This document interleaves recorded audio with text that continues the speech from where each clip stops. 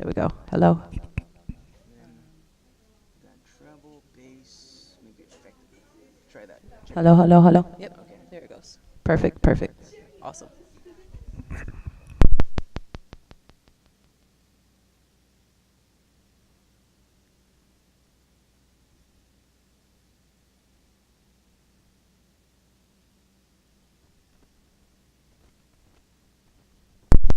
Check, check, check, check, check. Hello, hello. Mic check, check, check, check, check.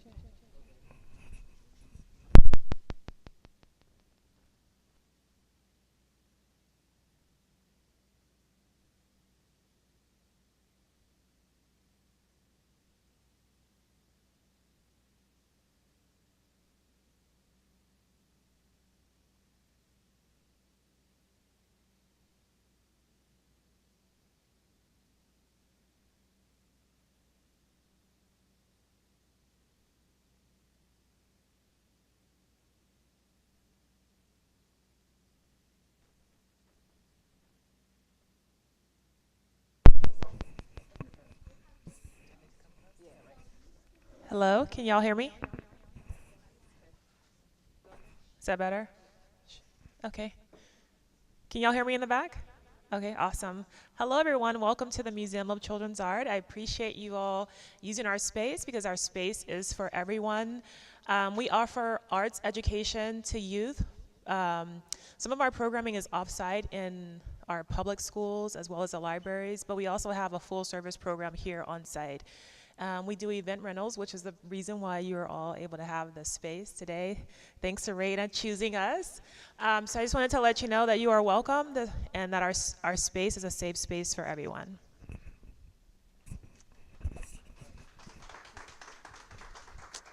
All right, thank you, Nina. Okay, so as everybody knows, everybody in here is pretty close to me. I am super excited about today because the 2 years that I have been in my grad school program has built up to this event.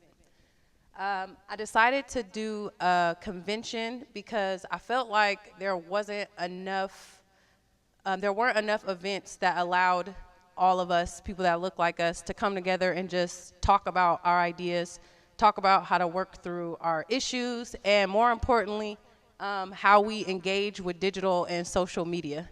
And I would like to thank my special helpers here today. Give them a round of applause. Don't hide, Tanasha. They did a lot for today. They helped us stuff the backpacks and also for the giveaways, and also they set up breakfast and put together the pamphlets. And this was just really important to me to have, just for young people to see how important it is for us to come together and share resources and really just support each other. And I just really appreciate you guys for coming today. Y'all know I'm a weenie, sorry. Okay, good, got the tears out early. Okay. Whew. Okay. Yes, I brought a big box for myself. I don't know where I put it. Okay, thank you, thank you. Yes, yes. Okay, whew. All right, now we got that out the way. Okay, so yes, today has really just been kind of a culmination of all the things that I really care about and I love throughout my life, so I really appreciate you guys for being here. Whew. Okay. So thank you, Nina, also for inviting us and being so welcoming and allowing me to bleed you of all your resources and just really being here to support. I know we're in a cohort together, but you guys are really like a family, so I really appreciate that. Whew. Okay. So this event is really supposed to be about how important it is for people of color, especially young people, and how they engage in the digital space. So for the past 2 years, in a master's program, you choose. In a master's program, you have to choose a focus. They really tell you to think about the things that you're passionate about and where you would like to impact communication research in the future. And kind of just after really looking at myself, looking at the things that I'm particularly interested in, I realized that I really like digital and social media, like the ways that people engage with it. And I remember just even, my mom could vouch for me, we always bounce ideas off each other. I said, there needs to be more studies about how people create their lives online. I was like, there's not enough research about how someone that you know in reality could be a lot different than their digital identities. And so that's kind of how I came up with this research project, is to really just figure out the different ways that we all engage with social media and how it changes us as a person in reality, not just in the digital space. So my main focus was digital and social media as a critical aspect of youth success. And by success, what I meant by success was their lives. So meaning their life, like it could actually have an effect on if they live or they die. Their freedom. So I work in a juvenile hall facility, and they're far too often, a lot of my students that I work with, they violate their probation, meaning they are sent back to the juvenile hall because of things that they posted online or because of things that were found in their phone by their probation officers or a police officer, and just really getting juvenile offenders to understand the collateral consequences. And just to put it plainly, I tell them, like, you're not a normal kid anymore. Like you don't have the luxury of making those mistakes that normal teenagers make, because the consequences for you are much more severe. And also on a just a more simplistic level, just being able to find a job or being able to be recruited for college, because a lot of jobs in colleges now will Google you just to see what type of person you are. They want to, not only will they look at your resume and your application, but they want to see, will you fit in with the culture of their organization, or will you fit in with the culture of their institution? So that was pretty much what I chose to study for the past 2 years. And with that, so now I'm kind of going into the digital media internet section of today's program. I'm just keep it rolling. I created a digital and social media literacy educator resource guide. So I pulled it up here. It's a little small, but I'll just go through it just to explain my thought process in creating it and currently how I use it. So I'll talk about how I use it a little bit later.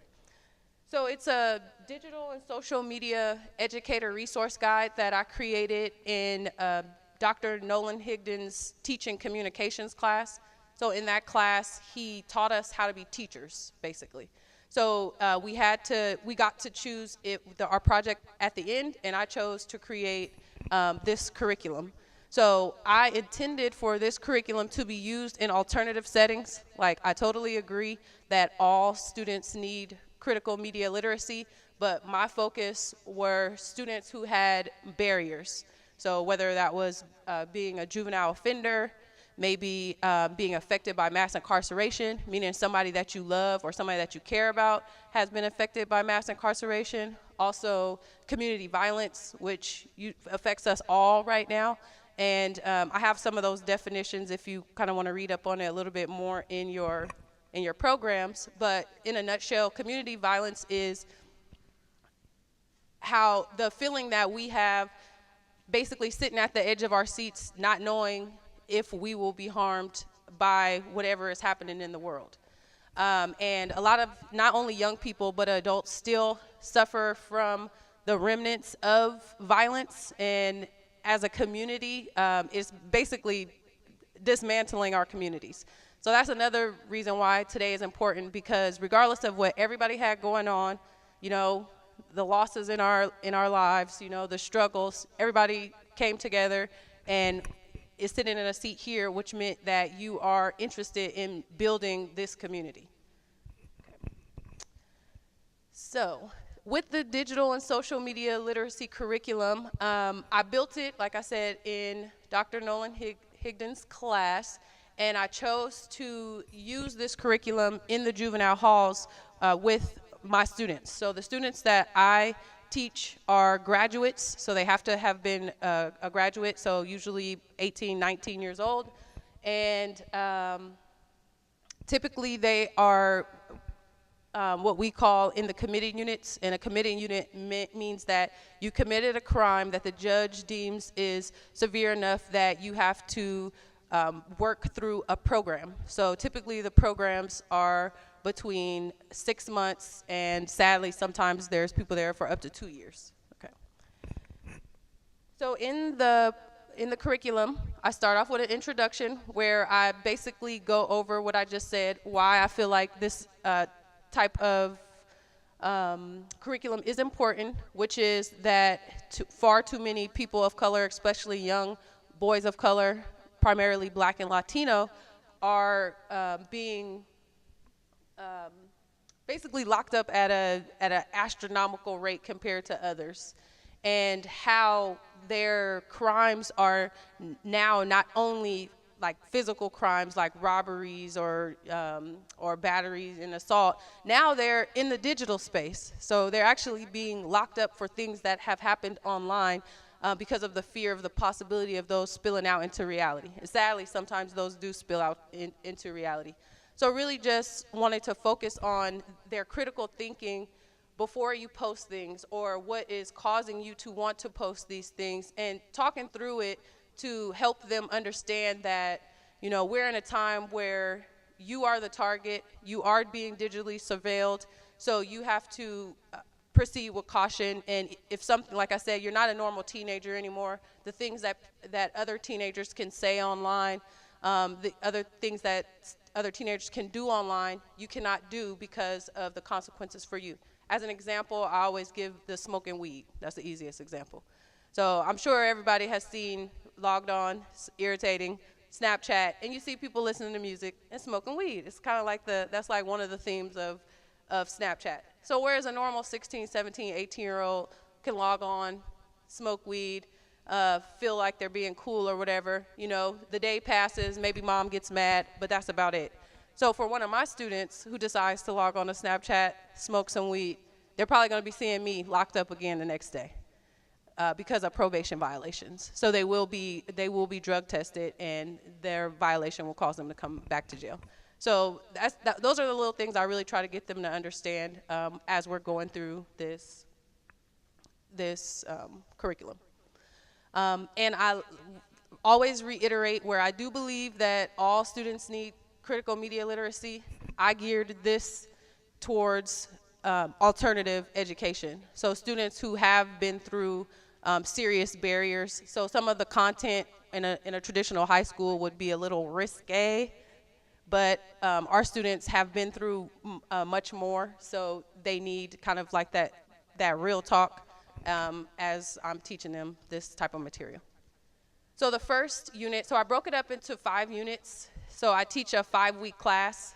So the first unit, we talk about the internet, how do you access information on the internet, and how to spot misinformation, which is basically fake news. So each class is 90 minutes long, so we call them blocks. So it's a 90-minute block. We go through 1 unit through each block, so that's 5 weeks, and then typically I'll get a new crew that comes in. So the way that I separated it is we have our learning objectives, and I also give recommended material for the instructors. So recommended readings, recommended videos, and also recommended activities.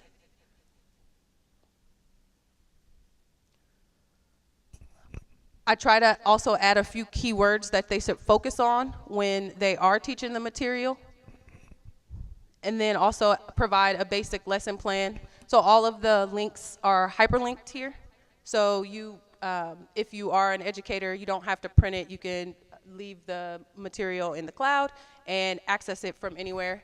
It's available, it's shared with anyone, it's available for anyone. So if you are interested in looking through it, just contact me and I can forward it to you as well. Okay.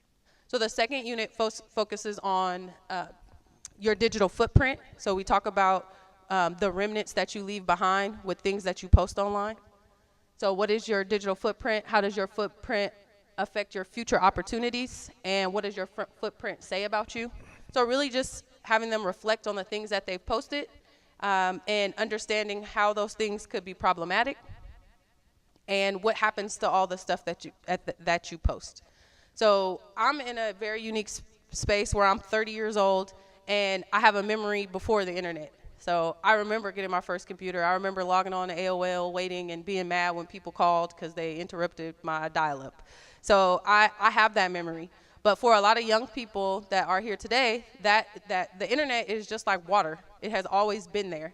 So there was never really a critical kind of education of how students should be engaging with the internet.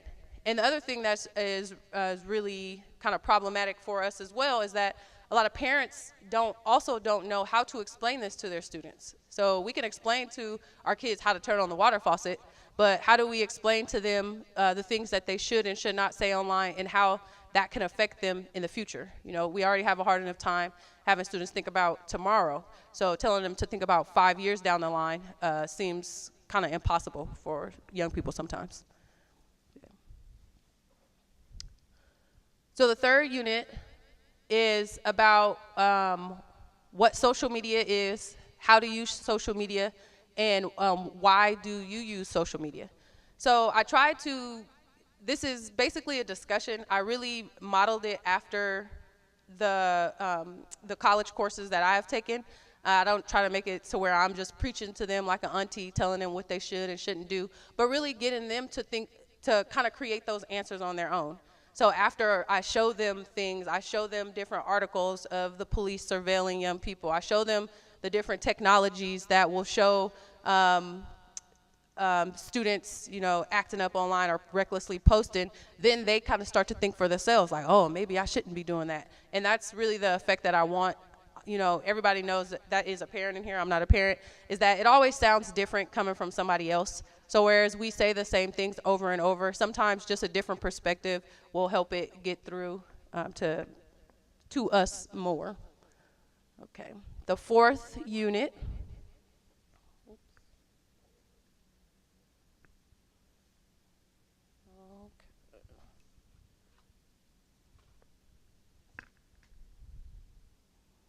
The fourth unit is what is social media literacy and why is it important?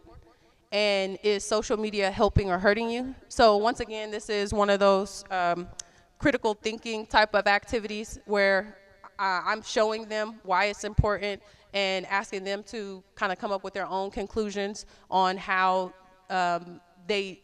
what their social media habits are. I also try to include things that are local, so that could get a little touchy. So in my introduction, I also state that it's important that the person who is teaching this is kind of ingrained in the community and is culturally relevant, because it can go left really quick if you're showing some of the material. Like I said, it's a little risque, but at the same time, sadly, some of my students have been through really mature situations and had to grow up fast. So it's important to meet them where they are and don't try to be so PC all the time, because they won't pay attention. Yeah. So with that being said, I do show them things that if someone was not ingrained in the community or did not have the cultural context or cultural background, that it could be terrible. So as an example, I use comedy as well. So I use a lot of Key and Peele's skits. And there are a couple skits where, you know, some administrators walk by and they like, what the hell is you doing in there, you know? And I have to kind of explain the context behind it and the discussion that I plan to have once the skit is over, and then they understand my point of view. But so just simple things like that, just really being able to have the background before you're actually going in to teach. And then the last unit is, so what is social media etiquette, netiquette? What are ways you can use social media for good? So in the beginning, you know, I got them all stressed out, thinking about all the stuff they've posted while they was in junior high, all, you know, how they forgot their Facebook password, and so now all those pictures are stuck on there.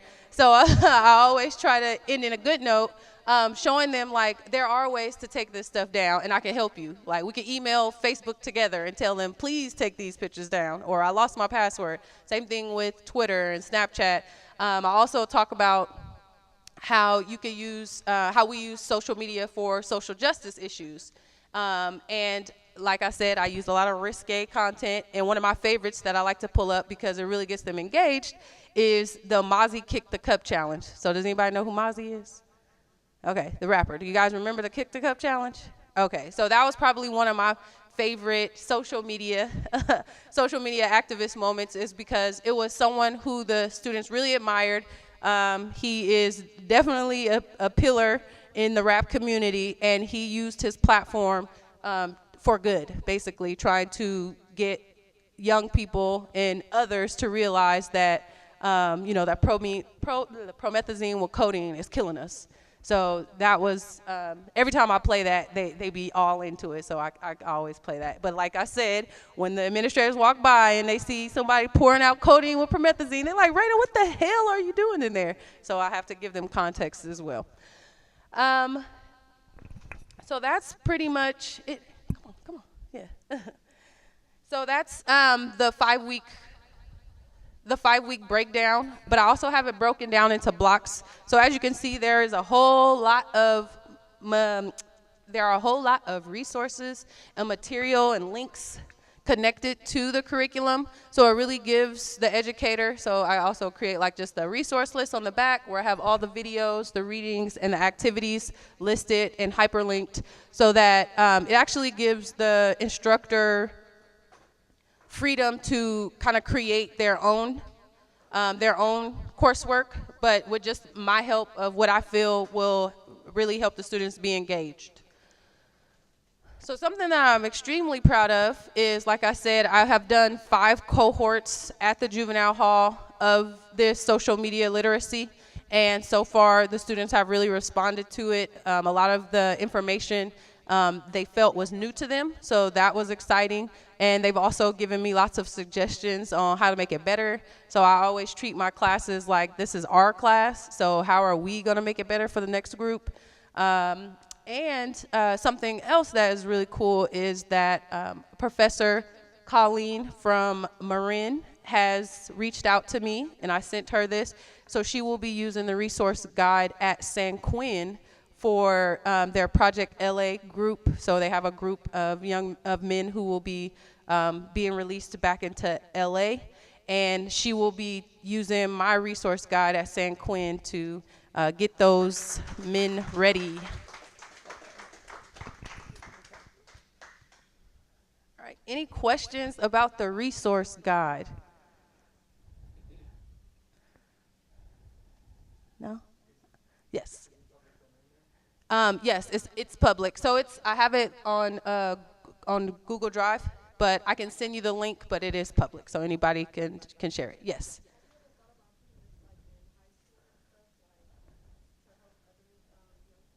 Yes, that is my goal. That is my goal. And oh, thank you.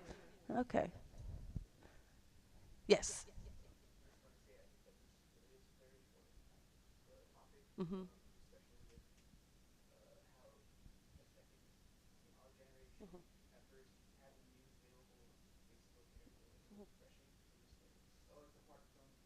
Yeah. Mhm. Mhm.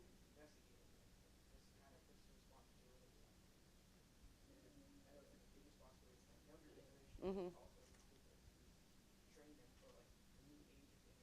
Yes.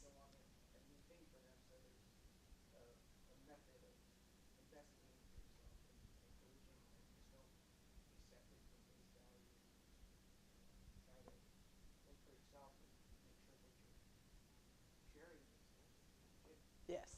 I totally agree. Thank you. Yes.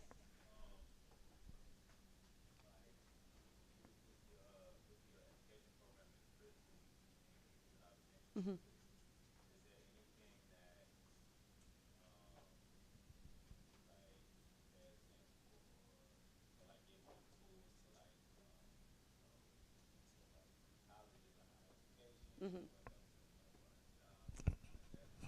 I'm glad you said that. Yes, there is, and I teach that class as well.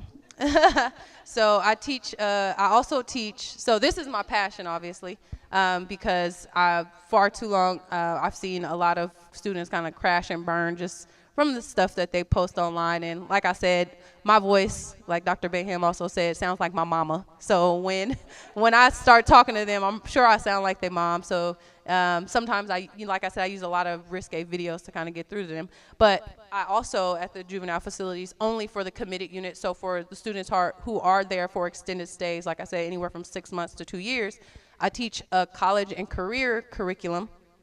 And that one is actually 3 months long. So I teach that one for 12 weeks, 90 minutes a week for 2 sets of boys units and a young ladies unit as well.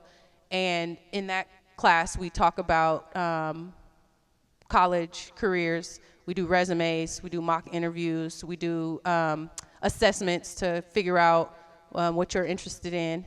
And so I have 2, sorry, I don't put y'all on the spot. So I have 2 young ladies here today that I actually went through some of that material with. And if you guys had a comment or suggestion about how that went, yeah.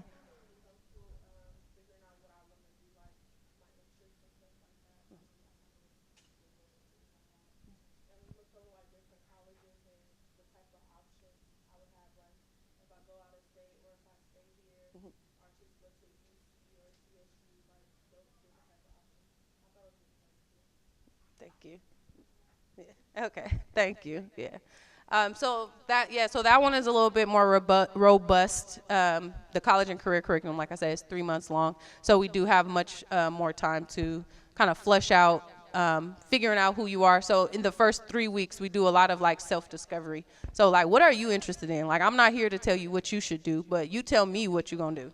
And that's kind of what we did. Like, I don't have the answers, Sway. So tell me what you want help with. And we also talk about how success is defined differently for everybody. So we sit there and we kind of throw out, what does success mean to us? And of course, everyone's answers are completely different. And I say yes to everybody. Yes, yes, yes, that is right. Yes, yes, yes. So now we're going to figure out how I can help you be successful in your definition of success. Because your definition of success is completely different from mine. Yeah. So thank you. Yes, we do have that. Okay. In grad school, you pick your passion or you pick your focus, and then you also have to pick a perspective, which we call theories. So you have to pick a theory that you're going to apply to the work that you're doing.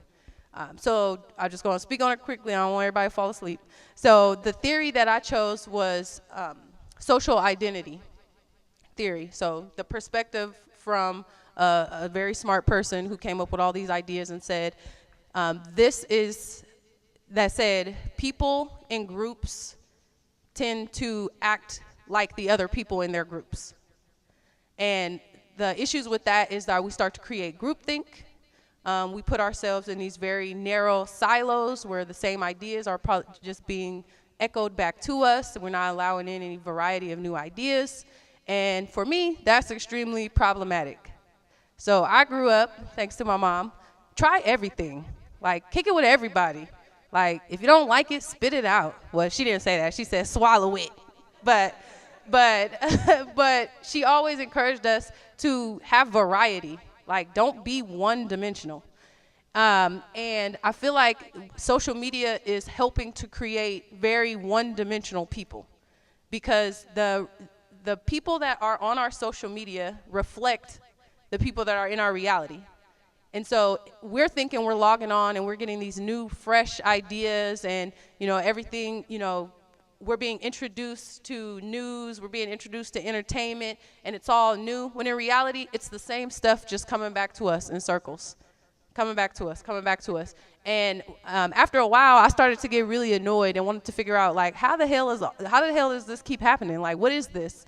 And that's when I learned about computer algorithms. And I'll talk about that briefly as well. So social identity theory is the lens or the focus that I chose for this. And the idea was that I was going to bring very diverse people of color together, as you can look around and see. Yeah, very diverse. I'm joking. So very diverse. Hey, it's my little brother.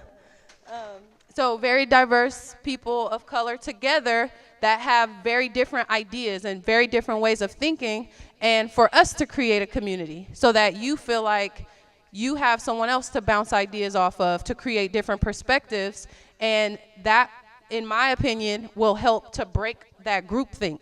That'll help keep your mind sharp and help to keep challenging you to think bigger, to think outside of your comfort zone, and to invite people into your space that normally wouldn't be there. So that's what I was really hoping would happen with this event, is that we're all in each other's personal space, real close, real intimate. We're going to be talking to each other, getting to know each other, and that's somebody new to add to your social network or your actual personal network that can help you grow as a person as well. So I got a couple more minutes. So yeah, in my research, what I figured out is, so one of my first research papers, I wanted to know why my students specifically would post recklessly online when they know that if their PO sees it, that they would be arrested. So that was just, I couldn't understand it for the death of me. It's like, if you post this picture, you're going to jail, yet you do it in the first place. Does anybody have any ideas of what some of my students said, like why they posted? Like I have blunt conversations with them just like this. Like you knew your ass was gonna come back here, but you posted it anyway. Like, what made you do that? Exactly. It's like, you gotta flex for the gram. If you don't post it, it didn't happen. And something else they would tell me is, my PO ain't following me. And I would say, yes, your PO is following you. No, he not. I said, I'm telling you your PO is following you because your PO told me he was following you. But they still didn't believe me. They didn't believe it, which was like I said, I just couldn't wrap my head around it. And so we would talk about the ways, like, well, how did they find me? Like, how did they find me? I was like, well, they could Google reverse search your image. Well, no, they would say, oh, my name is different on there. My name is different, and he don't have this phone number. I said, well, technology is moving and evolving so quickly. I was like, have you heard of Google reverse search? And they're like, what's that? I was like, have you seen catfish? They're like, oh, yeah. I'm like, okay, catfish, you know how they take the photo and they do a Google reverse image search. Like, there's a whole department in probation that's their whole job. They just sit at a desk and they look at students' social medias, and they still didn't believe me. Like I said, I sound like auntie talking. I explained to them that, maybe they weren't looking for you, but the way that social media works with our algorithms, you were a suggested user. Like, oh, friends you may know. And they're like, oh, hey, yeah, I know this guy. Let me add them. So I just try to go through kind of like the practical things with students and really try to speak to them. And like I said, really meet them where they are. A lot of young people go through things that are unimaginable to us. Like, I've been very fortunate in my life. So just being available and offering resources that I feel can help lead to their success is like extremely important to me. So in my research, some of the things I noticed why they were posting recklessly. So in my research project, I followed 5 young people. So they weren't all juvenile justice involved, but they were either had relatives or friends. They were somehow connected to mass incarceration. So I will follow them and I kind of what we call coded the types of posts that they posted and why they posted them. So does anybody have idea, like, what were the common themes of young people ages 24 and under? What do they post online? Yes. Money. Yes, the money fan is infamous. What else? Guns. Yes, guns. What else? Weed, drugs. So codeine is a big one now, and that was pretty scary to me. I didn't realize, like, I'm aware that, there is an addiction problem, the codeine with promethazine, but that was like a shocking revelation that so many young people are sipping on promethazine with codeine. It was like really scary, to the point where I feel like that is an epidemic, and a lot of people are taking that on, especially a lot of people in the music industry, because they feel it was their responsibility since they were the ones who really promoted it. And that's something that that I'm happy to see, is that they're trying to kind of right their wrongs with letting young people know that that shit ain't cool. Like, you guys are dying from sipping on that stuff. But yes, sorry, on a tangent. But yes, what else do you think? So we got drugs, money, fans, guns. Huh? You know.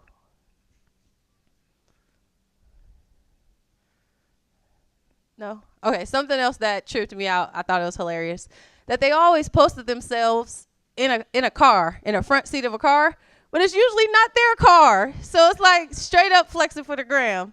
So yeah, so those were the basic themes that I would see. And some of the kind of ideas that I talked about was materialism, like how we are such a materialistic society that a lot of people feel left out if they're not posting those things. Also, the amount of time that they have, like why aren't you working? You know, they don't have jobs. You know, why aren't you taking a class or two at a community college? Why aren't you in an apprenticeship? You know, why aren't you babysitting? Like, why do you have so much idle time? That was huge. It was the free time, is they were bored. So that was a huge issue. Also, parents. The parents don't understand how to use this stuff. So everyone's like, oh my God, I can't believe they posted that online. Where they mama at? Where their mom's not on Snapchat. Their mom's not on Instagram. You know, their mom they don't know how to use that. Or even if their parents are on those things, they create multiple accounts. So it's like you got your little PG account so your mama and your auntie can see, but then on your other account, you know, you going dumb. You feel me? So I think it's really unfair for people to, you know, blame the families and the communities when, you know, young people are much more savvier than we are when it comes to digital media and social media. So that's why it's really important that we all come together, and if we see these things, we call it out. Like, I get called out all the time. Huh, Mom? Yeah. She like, Reina. Okay. But that's the importance of this type of community, is that we all have each other's back. We all want each other to succeed. Everybody slips up. We all recklessly post from time to time. You know, we've all put out that drunk tweet, you know, and tried to hurry up and go back and delete it, but it already got retweeted and screenshotted and all that type of stuff. Yes, so that's why these type of events are extremely important, just so we can all see each other, get to know each other, and know that we all have each other's best interests at heart. So what I actually measured was I separated it into photos and what do you call them when you type it? Captions. The caption. So I took the photos and I basically charted what was happening in the photos. So like I said, we kind of already went over the themes of all the photos. It was usually money, fans, guns, drugs, and sitting in somebody else's car flexing. That was the main themes. And then also the captions, for the most part, didn't always reflect what was actually happening in the photo. So sometimes the captions were either lyrics from songs. You know, you always want to post the newest, tightest lyric so that everybody know you in the in crowd, you know. And then also a lot of people, what I call like taunting. So a lot of people would basically talk shit about other people, like subliminal messages. So maybe they were having some type of feud. Usually I didn't know about it, but you could tell that, this is extra, so this must be to someone. So that also would happen. And what else did I follow? Some of the different hashtags, like I will follow some of the different the hashtags that they would post, and sometimes they would post some really interesting hashtags. For example, probably the most interesting one I seen was # taking penitentiary chances. so that was very interesting. It's like, So they already knew that they were engaging in something that could potentially get them locked up, but it's the clout, it's the flexing that made them want to post it. So like one of my students said, if you don't post it, it didn't happen. So that's kind of like their mentality. Any other questions?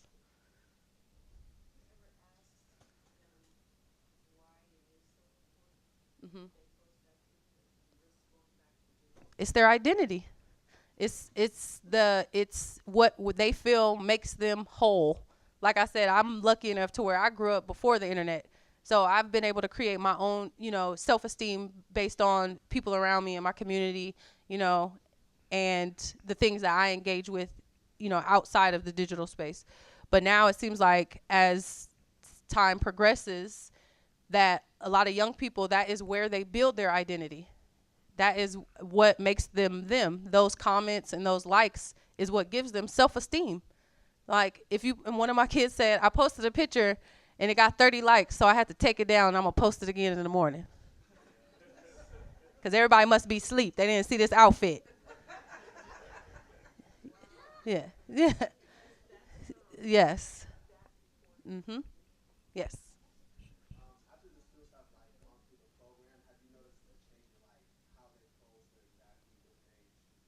Yes, luckily, because like I said, I don't sugarcoat stuff. You know me enough to know I'm not a sugarcoater. So I get right to it. I'm gonna see if I can show you a couple videos now. I got my phone. Yes, I'll show you a couple videos of like the things that I actually show them. So I show them, news clippings of students getting arrested because of stuff they posted online. I show them, courtroom proceedings of someone being sent to the penitentiary because he was on Instagram Live threatening somebody with a gun, So these are the things that I show them. And sadly, a lot of them engage in this type of behavior themselves. So when they see this, it's a reflection of them, and then it starts to make more sense. When it comes from someone who's actually doing it, who's in their world, then the light bulb kind of goes off. Yeah. And then after I show them, like I said, the different facial recognition technologies and the reverse Google searches and how people are being catfished, and having some of my other students basically give their testimonies about how they were in court and then the judge pulls up their Instagram photos, sharing that with the other students so that it becomes more real, because these are people that are actually, in their communities, like they're in here together. So they have a bond that, I necessarily don't have with them. So having them actually share their experiences, their, sadly negative experiences with social media, hits home a little bit more for them. Yeah.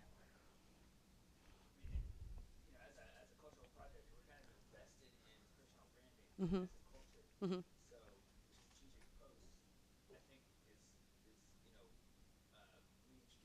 Mhm. Mhm. Mhm. Mhm. Mhm.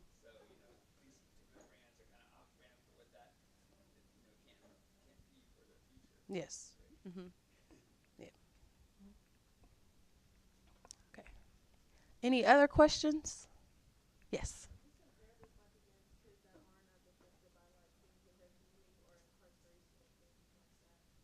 Yeah, so kind of like I mentioned before, like everyone can benefit from this, but like say someone who doesn't have issues of posting guns, drugs, maybe their issues are a little bit well, I wouldn't say that, but maybe they have other issues like maybe bullying or um, feeling the need to post a perfect picture. Those are also things that I feel like this addresses as well, but we go a little bit deeper as far as the more problematic issues, because what I really wanted to focus on is that this could have an effect on your life. Like you could actually die from this, or not only that, you could be locked up. Your freedom can be taken away. Like your freedom should be of extreme importance to you. So, students who don't have those more serious issues, they do benefit from this, and they could share it like to people that they know. They could pick up information and take it back to people they know that are posting ridiculously online and share that. So usually I would say students like you become more of like my allies and be able to spread the word, because you get it. You understand that, you know, you see into the future a little bit more than someone who can't see past tomorrow. So you know you're going to college. It's just all about figuring out which one. So now we got to get, you know, this guy to figure out he could also go to college, but you can't be doing all that posting this online. Yeah. Thank you. Yeah, that was a good question too. Okay. Any other questions? Okay, I'm going to try to show you guys a couple videos just so you can get an idea of the types of material that we share in the classroom.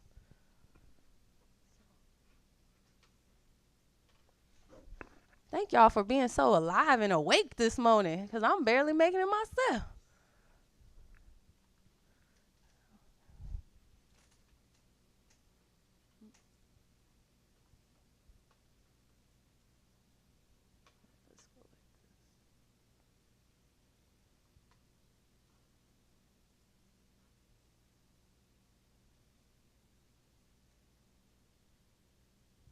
Okay, so since we kind of already touched on, I'm having issues here. Hold on, fake news. I'm going to show you this video that gets really straight to the point, and it creates a lot of conversation with my students, because we talk about how, you know, maybe celebrities or our big cousins or a professor or a teacher may post something online, and those people, you know, have authority to us, so we believe everything that they post is true. But it really kind of goes into how you have to kind of critically think through these things, because I don't think any other time in history have we been flooded with so much misinformation.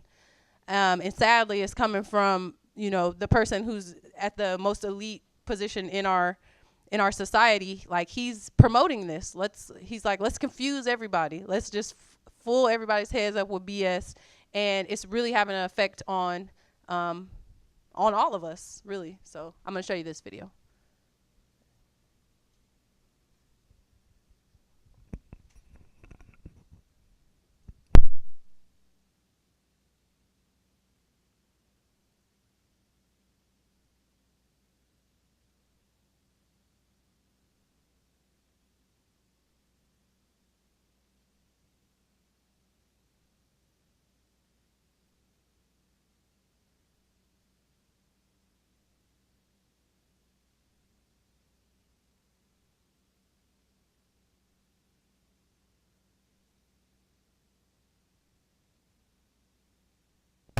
Oops, or maybe not. Sorry about that. So we got the little spinning wheel of death, but if it comes on, we'll watch it. But yeah, I try to use a lot of videos, especially videos with mostly people of color. And the reason that I do that is because I want them to see a reflection of themselves or their uncles or their cousins or somebody that they know and love and care about, not just someone who's looking down and preaching to them, because that's far too many times that's kind of how students feel, is that people are constantly talking at them and not really trying to figure out what their issues are and helping them kind of maneuver through them.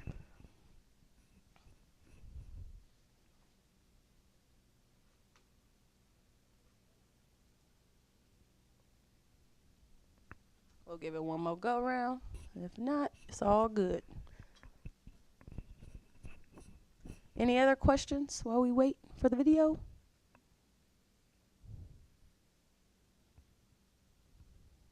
Okay. Yeah, I just did right now.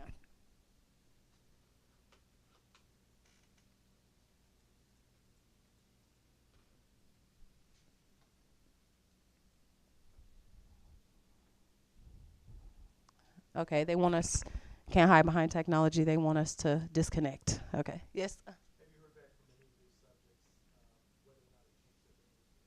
Yes. So a lot of my students actually called me to help them. So I can speak on that too. So a lot of my students called me. I always advise them to call me. So my position at the juvenile hall is really unique. So I work in youth services. So most of my job consists of helping students graduate high school, if they've graduated high school, to move on to post-secondary education, as well as I provide work experiences, so internships. So if anybody wants to host an intern, I pay them. They just chill with you for a few months. Let me know. We could get a worksite agreement together. That was a shameless plug right there. Yes, so a lot of my students, when they get home, I tell them, call me, and if you need help either deleting some stuff or figuring out how to get your password, let me know. So typically what we have to do is, they forgot their Facebook password because mama and grandma on Facebook, so they definitely not logging on there, right?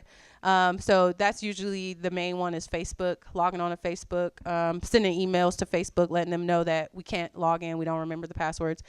So far, Facebook is really easy with just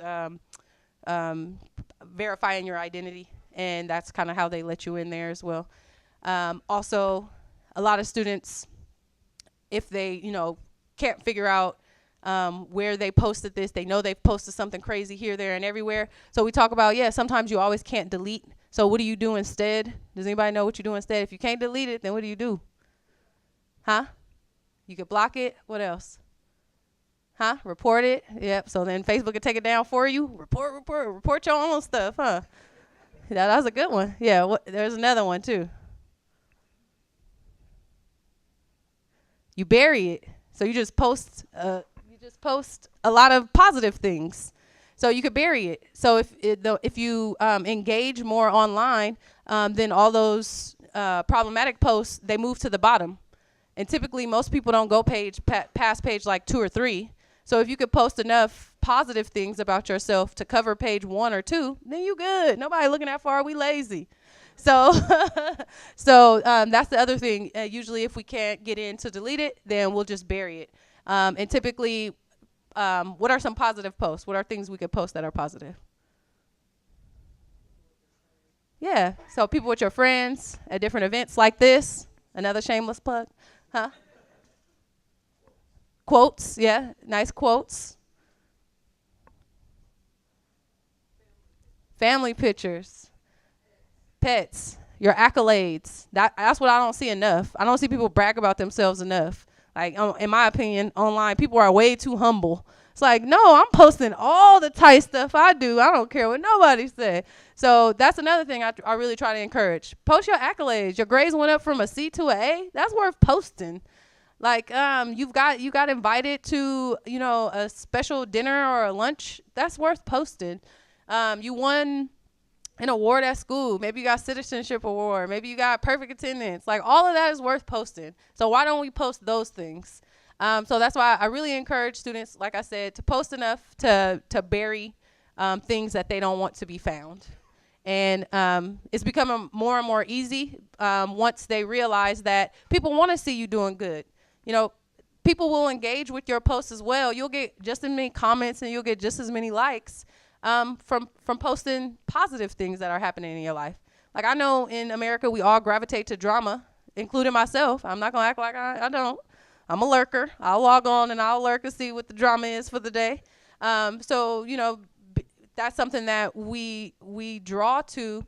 But, we also want to see the positive things. We also want to see that as well. So those are that's what I encourage. All right, so we won't get a video today, which is okay. Okay.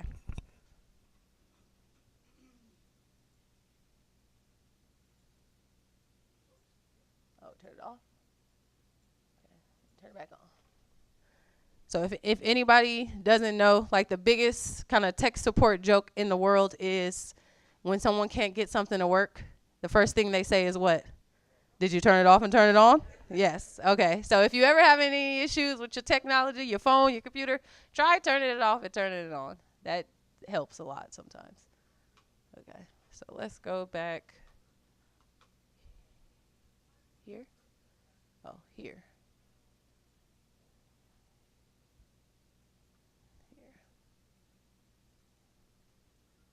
Okay.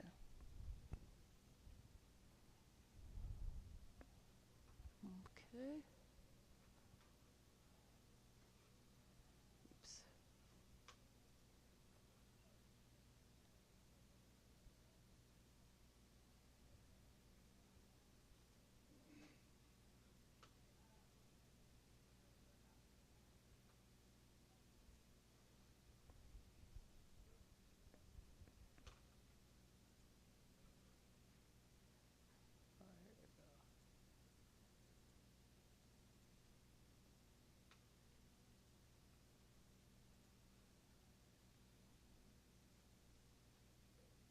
Okay.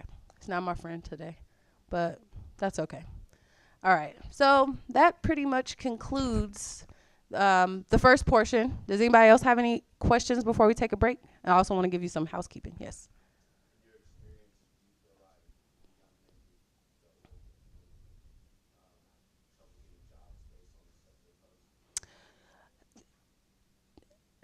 Not necessarily because they're working with me. So yes. So not necessarily. So far, anybody that I've worked with, because I am split into two different programs at my job. So I do work with people who are coming back to the community from juvenile hall onto probation, and then I have the ability to basically plug them with a paid internship.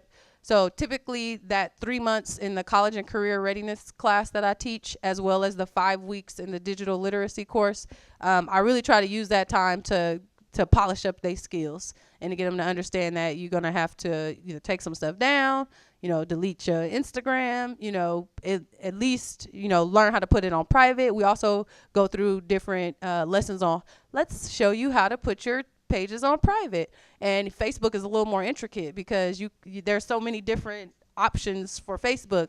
Your page could be private, but still allow somebody to share it and it be seen. So that's confusing. So really just going through all that with them. So as of right now, no, I haven't had any issues with anybody getting a job. No. Yeah. Okay, so that concludes the first portion of today's convention.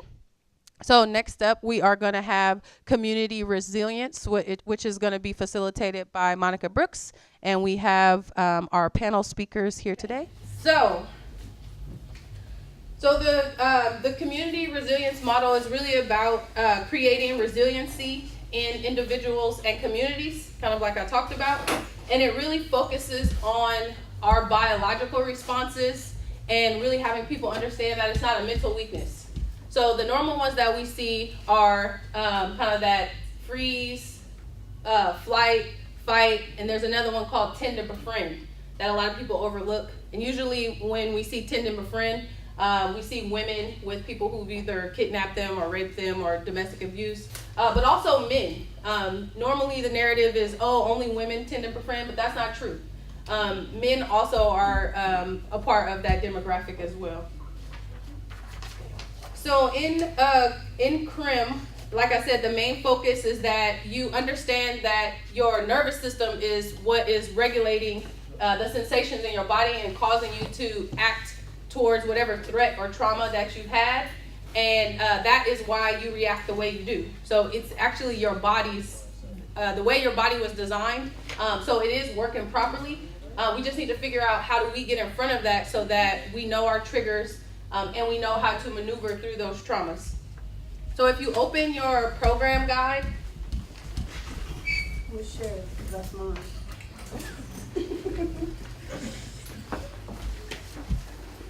you'll see this chart. So it's on the side pocket. It may be in the back. It looks like this.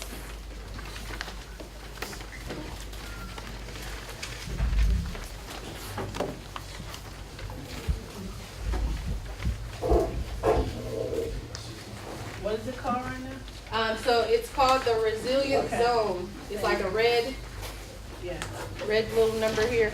Oh, yes. You need some more words.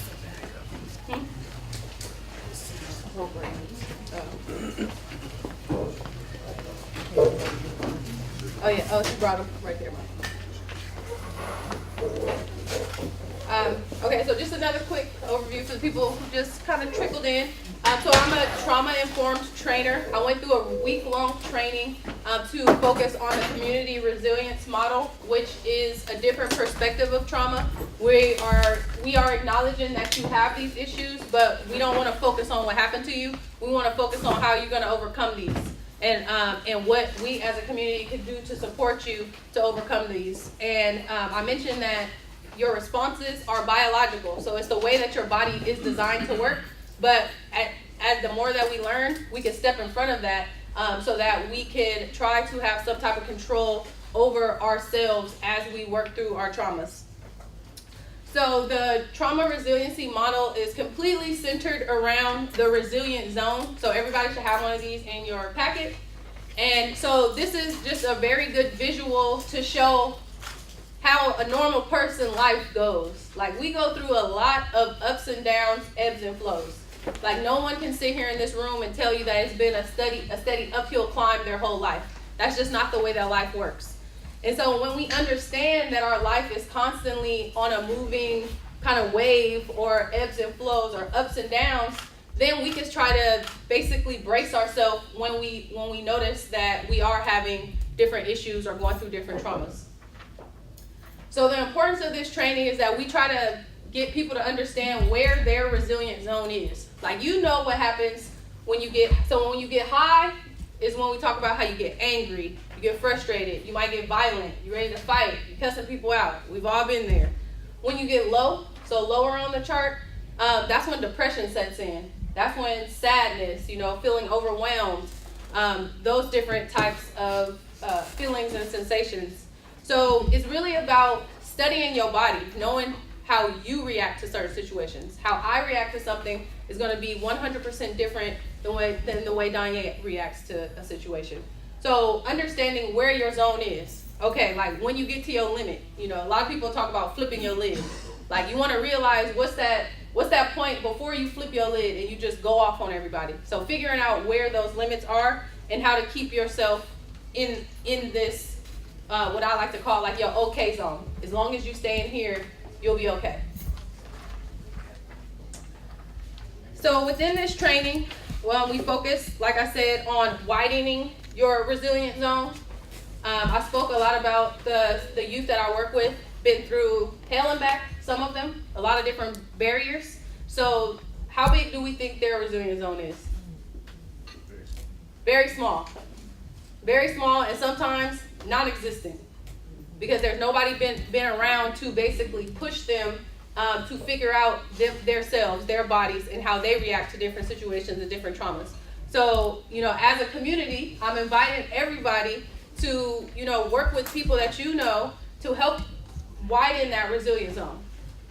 And in the community resilience training, we use a lot of invitational language, and we use a lot of sensational language. So we don't really want to talk about how you feel, like what your feelings are. We want to talk about, as you'll see on this page, black and white, you'll have that on the back side of your packet as well. We want to use sensory language. So what happens to your body when these issues or situations are happening? And so, like I said, this is just a teaser. If you want to learn more about the community resilience model, we will have a full-length training at the end of April in Oakland, and it will be co-facilitated with shift.org, and it'll be on the Center for Urban Excellence website within the next 2 weeks. Okay, so we use invitational language and we use sensory language. So for example, like, I hate Oakland traffic and parking. Like, it knocks me out of my resilience zone regularly, and I've realized that. So using the sensory language, like, what happens to me? My legs start twitching because I'm getting annoyed from sitting in the car. I'm not talking about how I feel. I'm not talking about that I feel mad because these people won't move out of my way. I'm noticing what happens to my body when I get angry. Like, my legs start twitching. What else happens? My temperature. I start getting hot, I start sweating. So this is the type of things that we'll talk about during that full-length training on how to teach others how to use this sensory language. Because your mad is different from my mad. Your sad is different from my sad. But your tremble is not different from my tremble. If your leg is trembling and my leg is trembling, we are having that same sensation. So we'll learn about more of the sensory language. And like I said, it's all invitational. So everyone does not have to participate. They participate as much as they would like to. And it's really a learning experience for us to take back to our families, to take back to our communities, to help them to raise that resilience zone if it is very small or non-existent. Like I said, I've been lucky to have a lot of people around me who challenged me, so I feel like I do pretty good. I'm pretty good at staying in my okay zone, but there are others around me who need support. And because I am a certified teacher trainer, I can train you on how to give that support. Okay?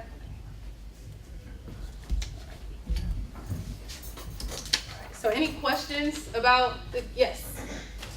So this is almost like teaching meditation, because you're teaching people to be present. Mindfulness, yep. Yeah, mindfulness. Did you build it off of that concept? So it's actually, so I'm a certified trainer.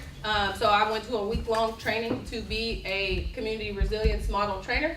And so I talked about, like, there's a perspective shift. So we know everybody has trauma, and we know that something happened to you. But now we want to support everybody get out of that. So we want everyone to pull together, and how can we get out of that situation? So this was provided to me by the woman who created it, and she allowed, since I am trained and I paid my thousands of dollars, I get to use the material as well. Yeah. Yes. Have you ever thought about using some games? Yes, you have inspired me with the games, but hopefully next year we'll have that a little more organized. Yes. I hope you. Thank you. Yes. Just a comment, but like this actually works really well with small children. Yep. I've learned it from my child development classes. Yep. Like, Good. instead of talking about how you feel, like, what's going on with you. Yes. For the most part. Yes. And then something that we'll all start to realize, and why I'm extremely happy that Nina has invited us to be here, is that we're all children. Absolutely. Like we seen something yesterday. I mean, my mom was laughing about. It said adult children. Like, yeah, that's about right. So we're all children. We're all still growing. We're all still learning. And I feel like once people just kind of accept that and acknowledge that, then life will just be a lot easier, and we'll have a lot more empathy for people when they're going through different situations. Okay. Any other questions before we go to our lovely panel? Okay, so don't forget, if you're interested in a full-length training, we will have one at the end of April, and it will be up on Center for Urban Excellence site in a couple weeks here. Okay? All right. Monica? Yes. Okay.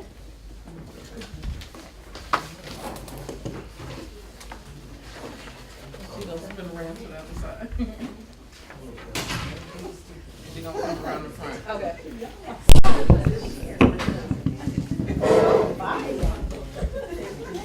This is them growing up. Them growing up. Way easier to go around. My name is Monica, and I am your facilitator. I'm your facilitator for the resilience panel. So if I can have the following people come up, please. DeMareon Gipson, Darius, Alton Williams, Miss Chayla Gibson, and Teresa Baker, the Barely. The bear whisperer. You go ahead and sit right here. Okay, so if you could all, camera right here. If you could all, from Teresa. Oh, sorry. One thing. Can we all have you all use the microphone for recording purposes? Because we're trying to make this on fleek, okay? Okay, so from Teresa down, if you could all pick up the microphone and introduce yourselves and what you do. My name is Teresa Baker, and I work, first of all, I want to acknowledge the land we're on, the Ohlone land that we are on. I work on efforts of diversity and inclusion in the outdoors. I engage communities of color in outdoor spaces across the country. I work with the National Park Service, Latino Outdoors, Native Outdoors, various affinity groups across the country to engage communities of color in outdoor spaces.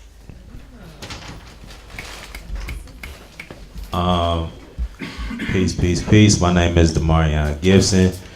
I am an author, a poet, and I work for the city of Oakland for their libraries. And I usually bridge together art with social justice things. I'm actually going to be working with incarcerated youth pretty soon, bringing poetry programs to them for Camp Sweeney with the Alameda County Library, and also substitute teaching.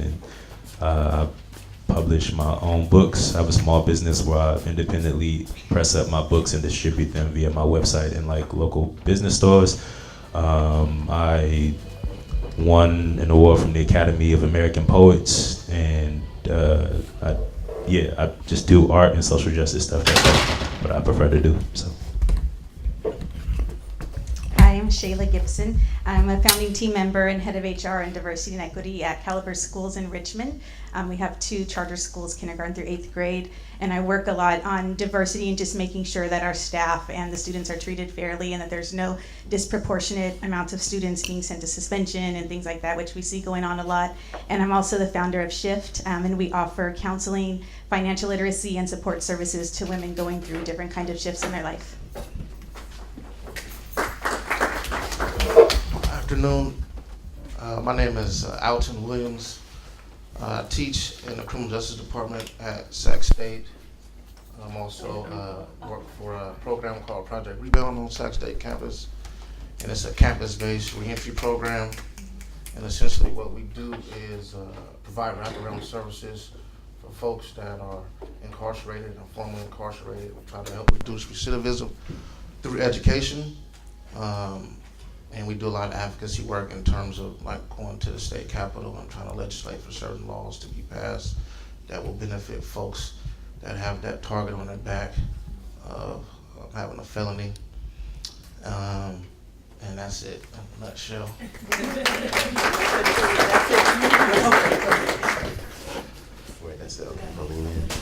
Hey y'all. Hey. My name is Darius Simpson, and I got the short end of the cord. Oh, sorry. No, you're good. I'm a teaching artist and spoken word person. I teach spoken word at Oakland School for the Arts. I do workshops all over the Bay, which means that I just really enjoy doing things with words, essentially. Yeah, I facilitate spaces where folks ask questions of each other and not leave with answers, but better questions for themselves and for each other. And yeah, that's it.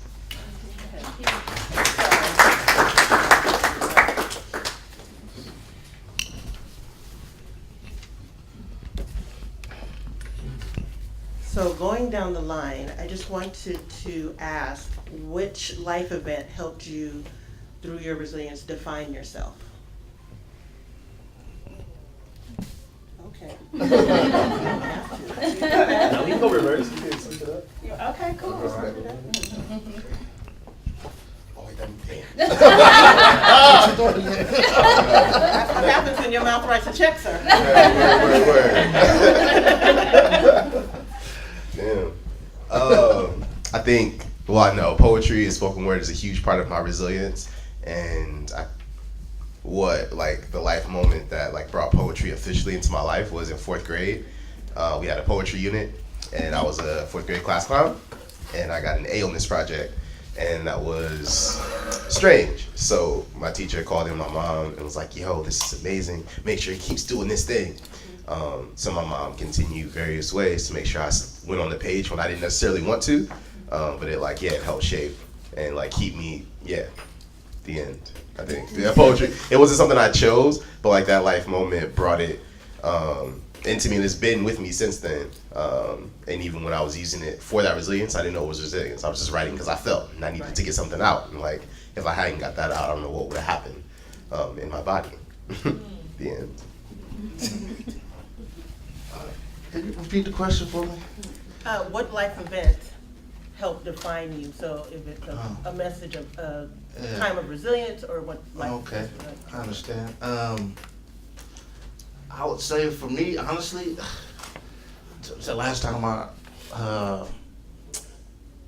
was incarcerated, and from that moment on, my faith took over, and I decided to make a different choice in my life. And so that was a defining moment for me. And so, since then, I've been on the straight and narrow. Nice.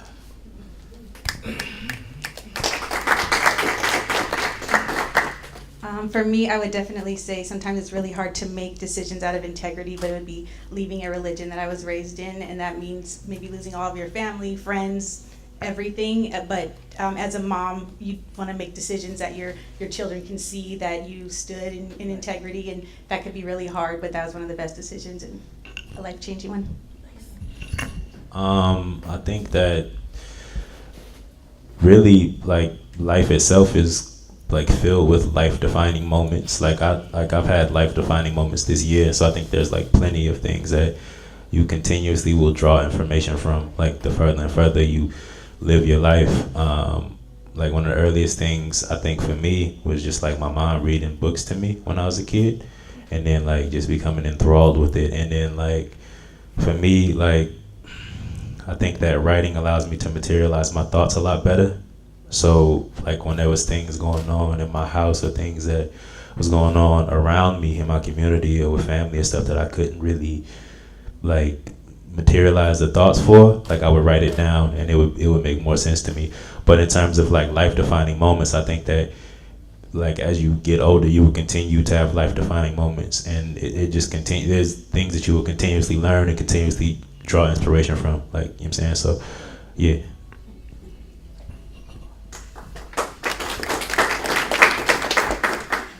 For me, there wasn't one particular moment. I love being outdoors, and nature has always been my cathedral, my serenity. And after a trip to Yosemite, spent a week in Yosemite, and I did not see one other person that looked like me.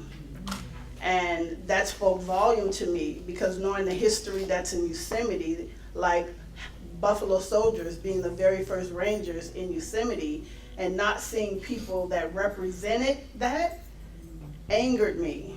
So that got me into working around issues of diversity and inclusion in the outdoors, calling out government agencies on why this is, reaching out to community organizations, working with them, speaking to them, understanding that all this land is stolen, and for it not to be recognized by government agencies and affinity groups bothered me. So it is my responsibility as a person of color to change that.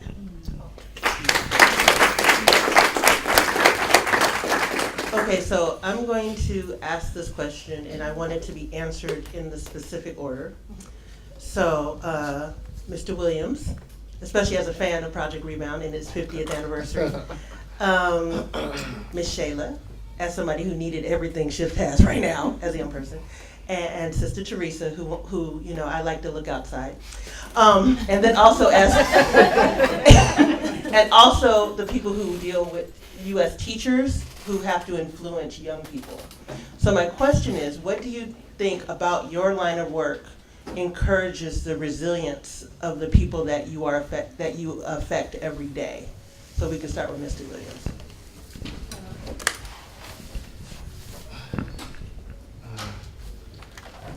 One more time for me. So what do you do? So what do you do in your job, and how do you come about your job to help resilience in the people that you engage in? Because we know that Project Rebound, it has a history and a tradition of having people come through their resilience in a prosperous way. So how do you come across that from your angle of vision to promote that from your line of work? For me, it's like a passion in that being directly, indirectly affected by the system, the criminal justice system. It informs me in that I want to help folks transcend their situation, understand that the world is bigger than what they may think it was or is. I think that's very important, not necessarily to change their actions, right, but to change how they think about their actions, right, because I think it starts in the mind. And so once you change how you think, then your actions will follow. And so I try to help them through that resistance in that way, and then also just to get that confidence back. I think it's important oftentimes for folks that are fresh out to just lack confidence or belief in themselves. And so I think education is an avenue or a vessel for some that can help them do that, right? And so, and I think it's important to not just help folks on the back end. What I mean by that is folks that are coming out also on the front end and trying to help, you know, folks in our youth, especially before they even enter the system, because there's so many consequences that come with that for your life course once you are released. And so, yeah, I think I answered the question. I hope I did. You did great. This one I'll answer as my work at Caliber Schools, and that is, so I was the first person there that helped start the schools, and there's about 200 people now, and I'm the only woman of color. Everyone in the executive team is from Princeton, Harvard, Yale, and I'm not. I didn't go to college at all. I went to University of Phoenix when I got older, in my 30s, but that could be really intimidating because I did not have that background. I wasn't raised like that. So now that we have so many employees, and a lot of our employees are teachers' aides or secretaries or janitors, and that's our staff of color. So they come to me a lot like, okay, how did you get there, and what did you do? How did you overcome? How are you sitting with these people and feeling okay? And I'm just talking to them about, you know, it's okay. Just know to stand up for yourself, know to speak up for yourself, even if your voice is shaking. You say something, and then you're helping with the next person. So that's been really encouraging because people do feel comfortable coming to talk to me about situations at their job where something happened over the weekend, like they might have got pulled over and falsely accused of something. So how do they show up at work? How are they resilient on Monday when something really bad just happened over the weekend? How do we overcome that? How do we talk to people at staff and get through and help people understand and help them get resilient from bouncing back from short-term things on top of all the trauma they've already gone through their life? So that's been pretty helpful.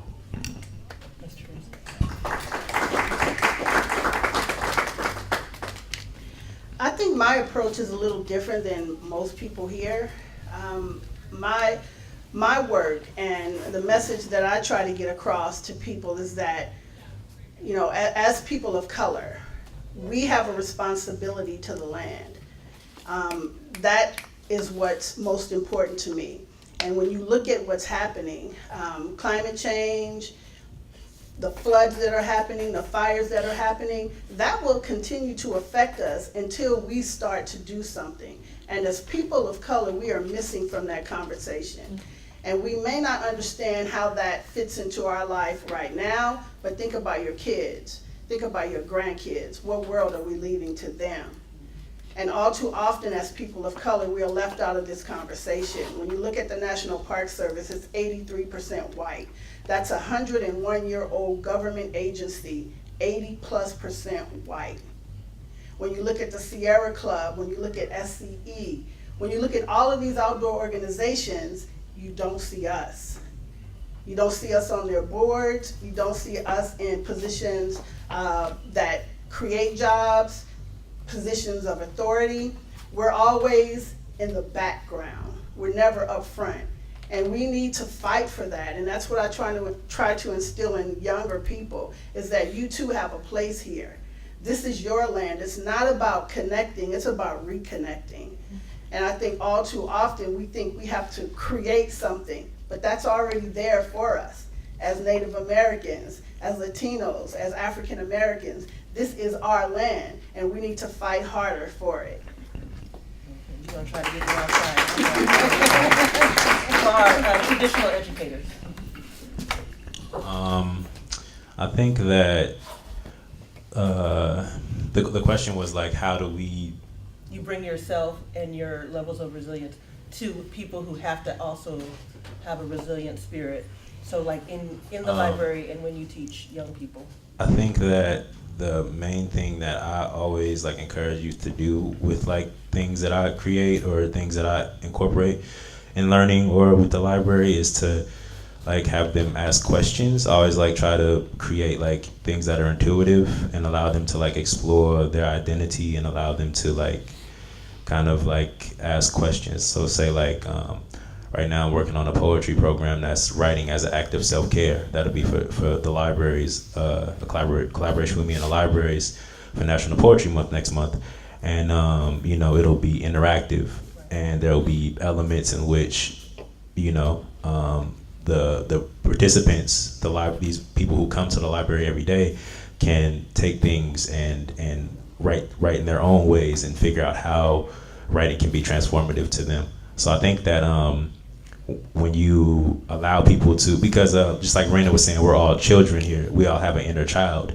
And I think that creativity is very much an intuitive thing and very much something where you tap into your inner child energy. I think that when you allow people to kind of like freely roam in that space, it allows people to think for themselves and allows people to ask questions and allows people to break outside of their boxes and allows people to be present with their bodies. I think that a lot of the times because we live in a hyper-capitalist world and we're always like, go, go, go, you know, like a lot of people don't really have time to be present in their body sometimes. So I feel like with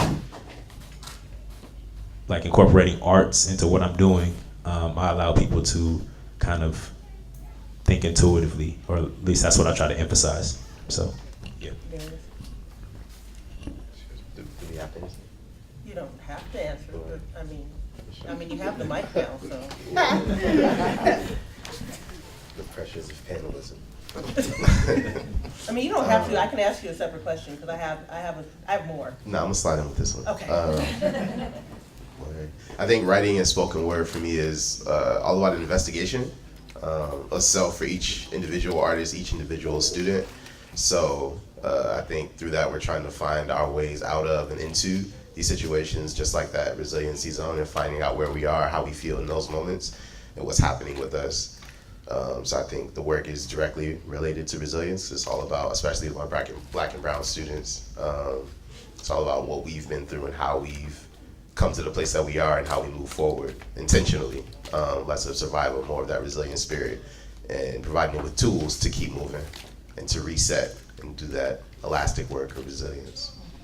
So, you can keep that, that's fine. So my question for all of you is, what do you do when you have to go to work and you have a bad day? So what one thing of self-care do you do when you have a bad day and you can't take the day off and you still gotta go to work? I dance on sidewalks. Yeah. Yeah. If it's, especially if something happens like in the morning right before I have to go in, like, and I have times I think I try to be horizontal when something upsets me so I can just be grounded and kind of like dodge it. I feel like it can't get me if I'm on the ground. But if I don't have time for that, definitely shake it out. I have a specific song I listen to. Yep. Want to share the song? It's okay. Yeah. It's called I'm Here by Tunde Olenarian. It's a Michigan artist. I can play it for you if you want to hear it later. Somebody remember that he's gonna play that song and then we can all dance. We're going to dance together, yes. Yeah. Like to dance? I just added to the agenda, people. Okay. If I'm having a bad day, I don't know. I guess, for us, and when I say us, I mean just minorities in general, right? We know that we kind of like live in two worlds, or at least for me. And so, you have the code switch. And so, when I'm at work, it's kind of like I turn on, right? And so that's what happens. I know I have to turn it on, right? And then I also feed off the energy. Since I teach, I feed off the energy of my class, and that really helps me as well.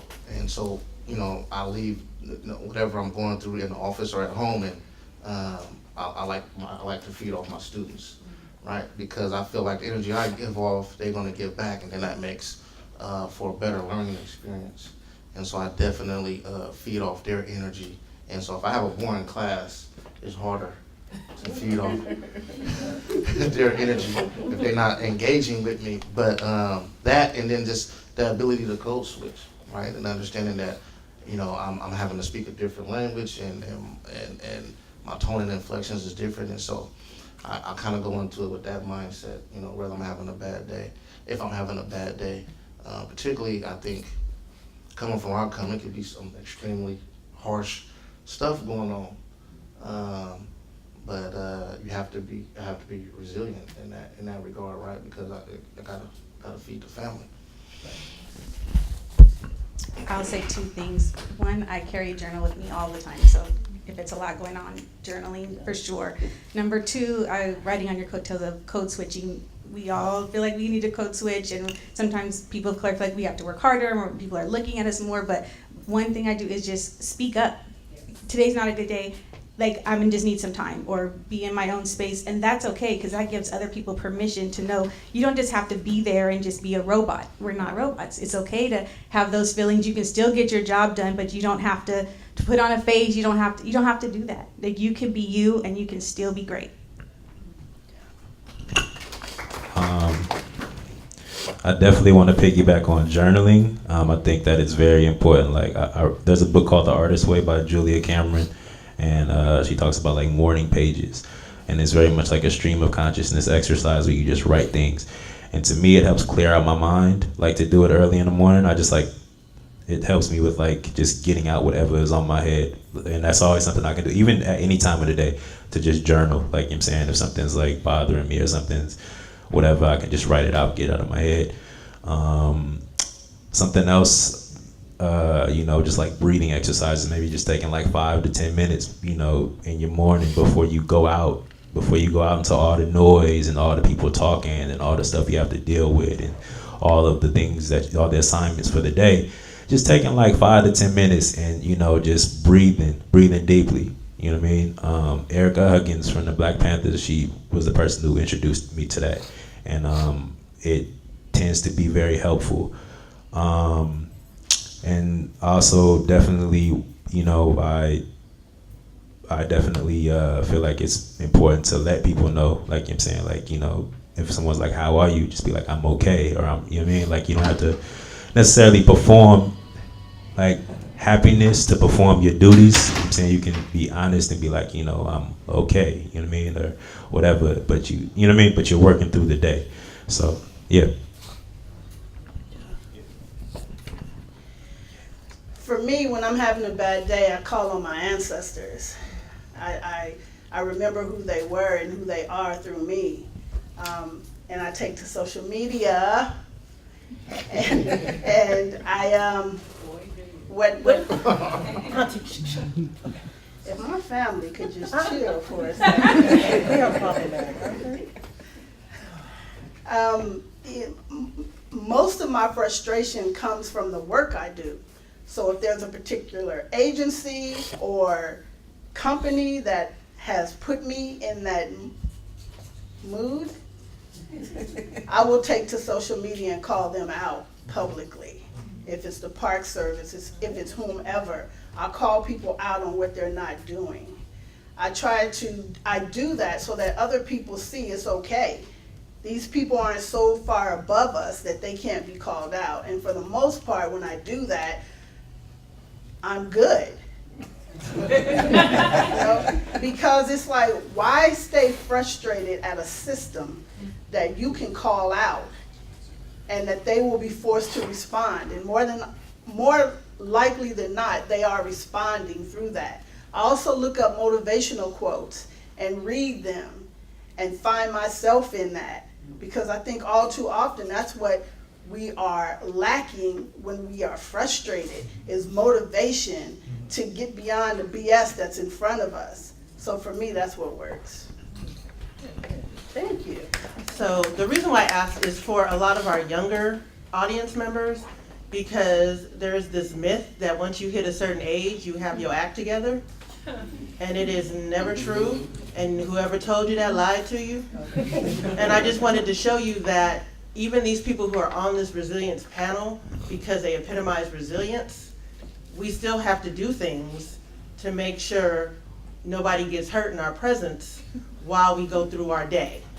So just understand, and then I wanted you to see all the methods that can be done that can help you go through your day, because some days are a beast. And so it's a good thing to know that there are other people that are on panels that are just like you that have methods of getting through the day. So, 3 of you guys touched on this, but I do want to talk about being the person of color in a white space and how your resilience has helped that after prayer and hoping you don't punch nobody in the chest during meetings, because that happens to me. So what do you do as a person of color in white spaces or traditionally white spaces to not only, based on your resilience, to help you succeed and to at least thrive and know that you're making a difference? For me, every space belongs to me. It's not just, I understand how some people define some spaces as white spaces, but for me, understanding the land I'm on This is my space, period. So I speak my mind no matter where I'm at. And I think a lot of that comes from my family. We as a family do that. We don't hold back, and damn, I try to control it sometimes. but it just comes out, and I don't know how to stop that. But I understand that anywhere I am, that's my space. It's my time to speak my truth to whomever I'm speaking it to, and I don't let people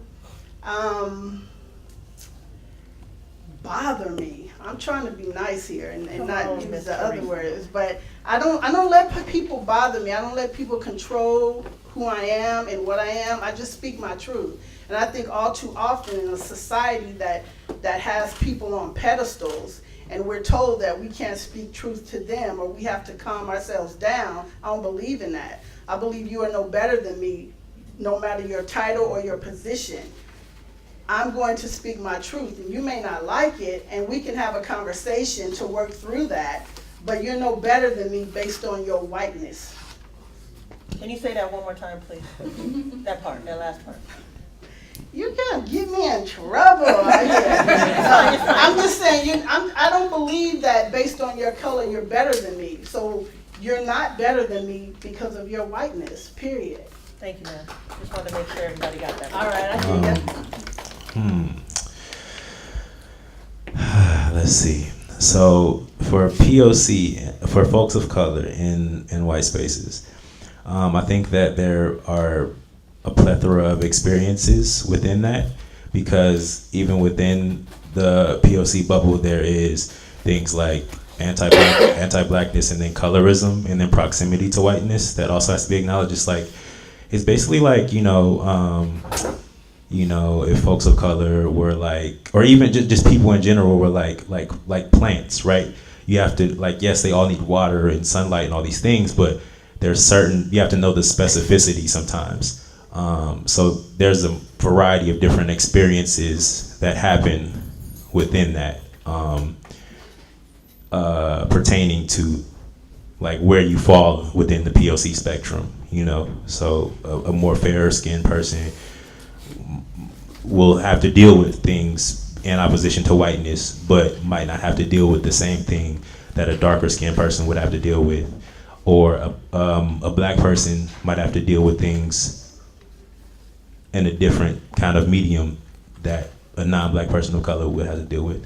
So I think that, like for me as an example, like as a black person, with anti-blackness being so prevalent within mediums of information, including academia, you can be in an administrative position and people will still feel like it's okay to, or that it's valid to question your intelligence or question your qualifications, even after you've shown time after time after time after time after time after time that you are qualified to be in the space and that you are qualified to show up in the space. But people will constantly, not just white folks, but people who want to be in proximity to whiteness will question, your ability to do that. And I feel like it's telling, and it says more about them than it does me. So I'd rather just live my truth and, show up as I am, and just do the work and show that I'm qualified to do the work, and that, that if I'm in the position where I'm the senior office assistant, for a library, like when I was in college, I was a senior office assistant in a college that, in a college library that preserved books on all these different identities and cultures, from folks of color, queer people, all these different things. I was second in charge, but because I was a black person, there was always this assumption of certain things. So I think that, you just kind of have to like not let that get into your mind, and also understand that says more about that person than it does you, and in the ways in which certain things are normalized in this world.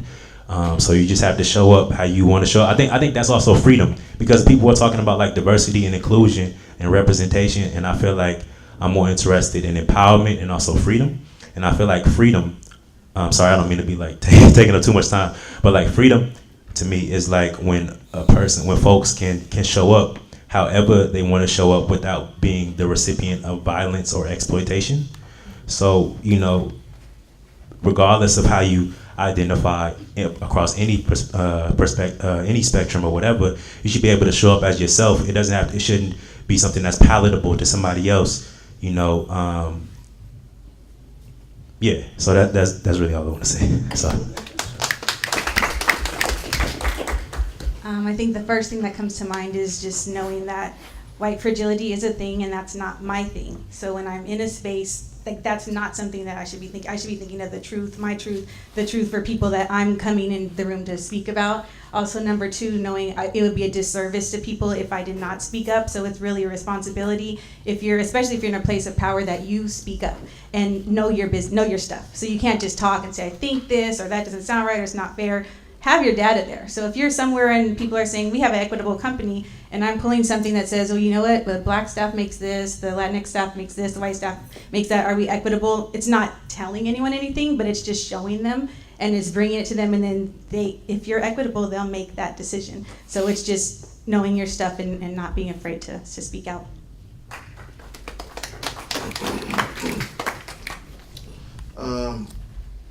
Yeah, I think it varies for each of us because we probably in like different positions and situations. But for me, I just try to be, I try not to be hypersensitive to race because I tend to be hypersensitive, and you can end up taking things the wrong way sometimes. Most of the time, not.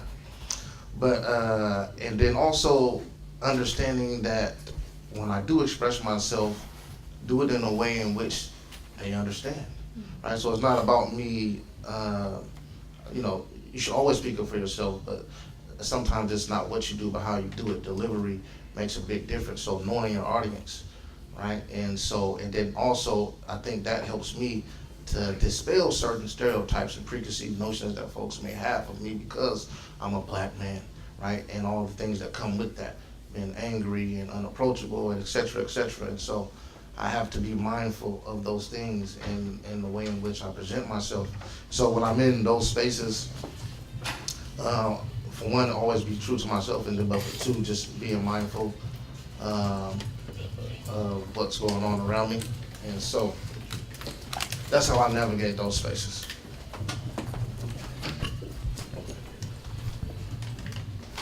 Appreciate y'all moving accordingly.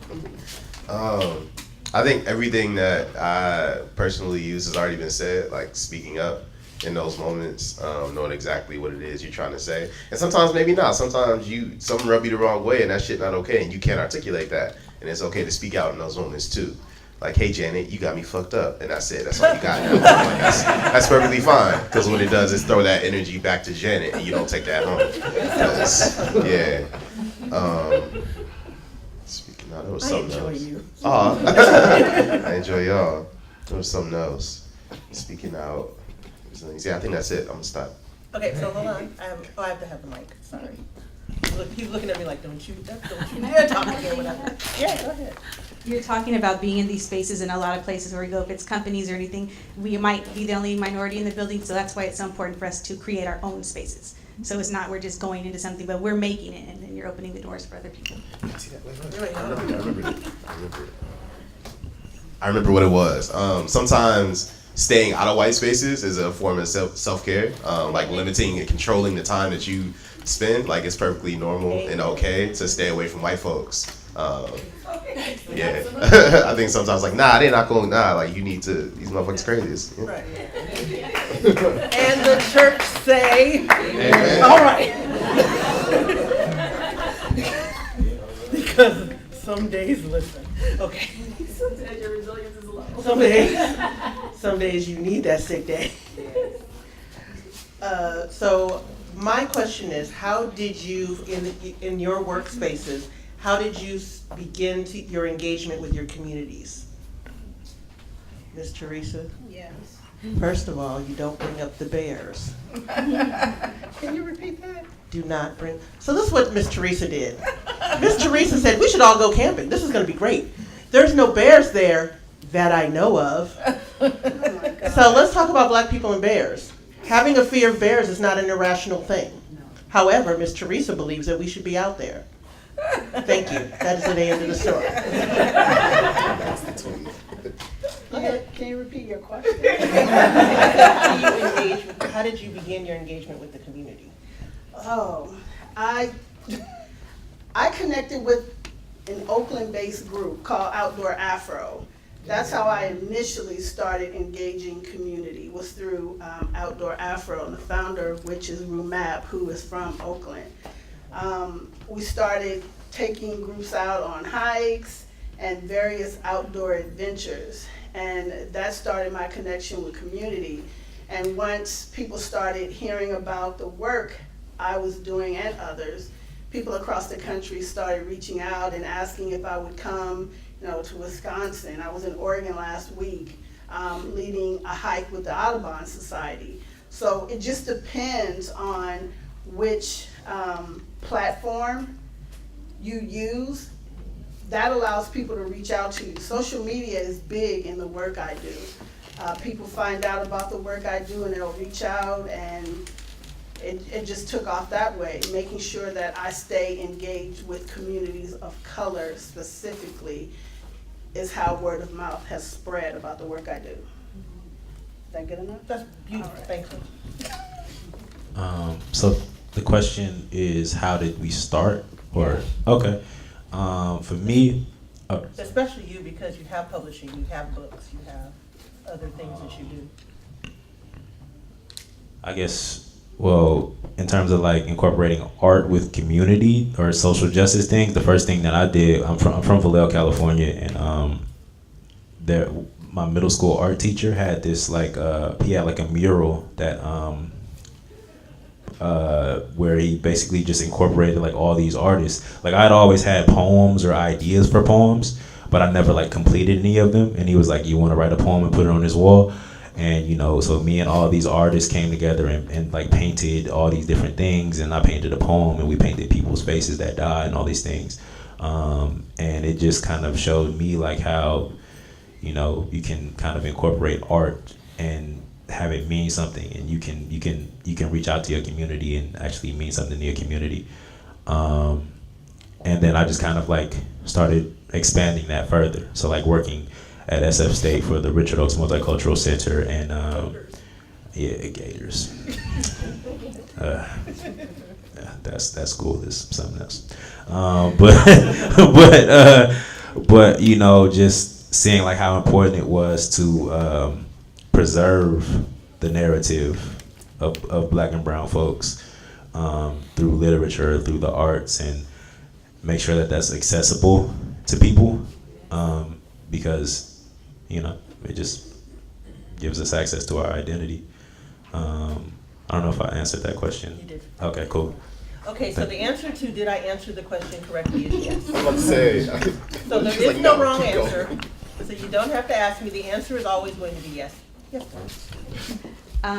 Just being in the community, talking to people. When we were thinking of opening the schools, you can't just say, I think the community needs that, because that's where savior syndrome comes in. Like, we think you need this. It's going and asking people, what do you want? What do you think we need? What choice do you not have right now that should be opened up to you? And then listening and taking that input and making sure that the people that are affected are involved in the conversations. And then as far as staff, if you're somewhere where there might be a lot of white staff and there's not so many African American staff, what do you need? What do you need to feel safe in this space? Just speaking to people, asking them and making sure they're safe spaces, and then following up, going and talking to people that can make the change and follow up, so then they know they are in a safe space.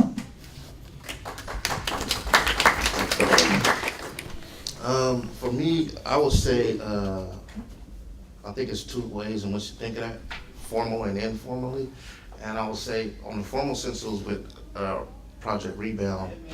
But informally, I think me personally, just being an example to folks that look like me, or folks that are in my family, being a tangible resource to them, to my community, that's how I got engaged, right? And so not only am I gonna preach how to do something a certain way, but I'm gonna show you the fruits of those labors, right? And I think that's important for my niece or my nephew or whoever to be able to come to me and say, I need help filling this out, or can you show me how, right? You need somebody to have paved the way, right? If it's a path, that means somebody has walked it before you. And so I think that's how one of the ways in which I engage with my community is I made a decision, right, to be an example for folks. I'm from West Oakland, and we moved to Sacramento, but same thing, from West Oakland to Sacramento. But and so when I hear people, talk about me in a positive way, I think that that's me giving back to my community or getting engaged with my community. And on the formal side of it, just Project Rebound, just trying to help folks that were formerly and currently incarcerated. I think that's a way in which I do it to where it's like, I get paid to do it, but it's really a labor of love. I would do it for free. Don't say that. Don't say that too loud. They know. That's beautiful. But they gonna pay me. Right. They gonna pay me. Yeah. So I'm from Akron, Ohio, and I went to school in Michigan, and I've been in California since it's a year and a half now. I think the first time I engaged with community intentionally, not like just showing up to an action or going somewhere because my mother made me, or it was someone with the church or some other entity like me, actually deciding to go into a community and to actually hear the people that were in that community, was in Ferguson in 2014 when everything was, Michael Brown was killed. My school wasn't doing anything. The black folks from my school, the leaders, the elite of the student organizations, one of the first things they said in our gathering to decide how we should move forward was that it wasn't about race. I was like, all right, bet, I'm out. And that kind of forced me into asking those questions of myself and finding out who I was. So one of the things we did, a few of us went to Ferguson. We had no plan. We had no history in organizing. We didn't know anybody in Ferguson. So what we had to do was to ask folks, like, what's going on here? Like, how are you navigating this? And it was an interesting experience. We learned that we knew more about the case and were more closely following it than the folks that were there. And that was just a trip, just like where this happened, and folks are still continuing to move on with their lives and not like full stop, trying to make sure that this thing is settled. But I think most of my community engagement since then has been community organizing, direct actions, protests, those things. I think poetry is like the secondary thing for community, because it's dope and it's a way to build community and to get engaged with folks, but I think it's a little more formal, different space. But poems and shutting shit down. I think we think a lot of Yeah, they won't let me. Every time I try to talk, he's looking at me like, don't do it. Okay. I have a question for you. Oh! Yeah. Plot twist. How do you show up for community? Well, I have a few things.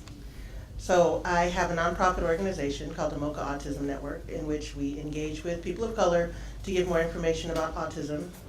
In California, only 1 in 10 doctors have autism assessments in Spanish, and we're California, so that's a deficit.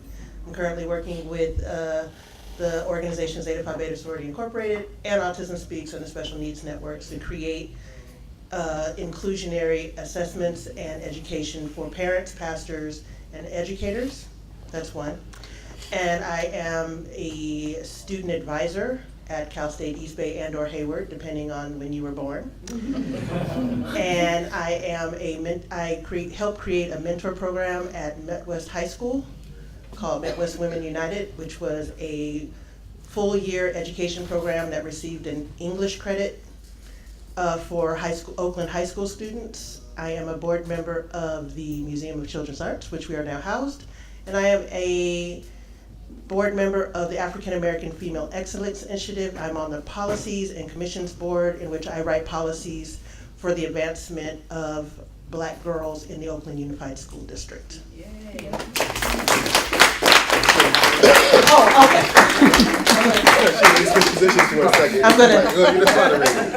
I have a question, if that's okay, Ms. Teresa. Go for it. Okay, so my question is, how important is your social media identity into helping spread your message of resilience?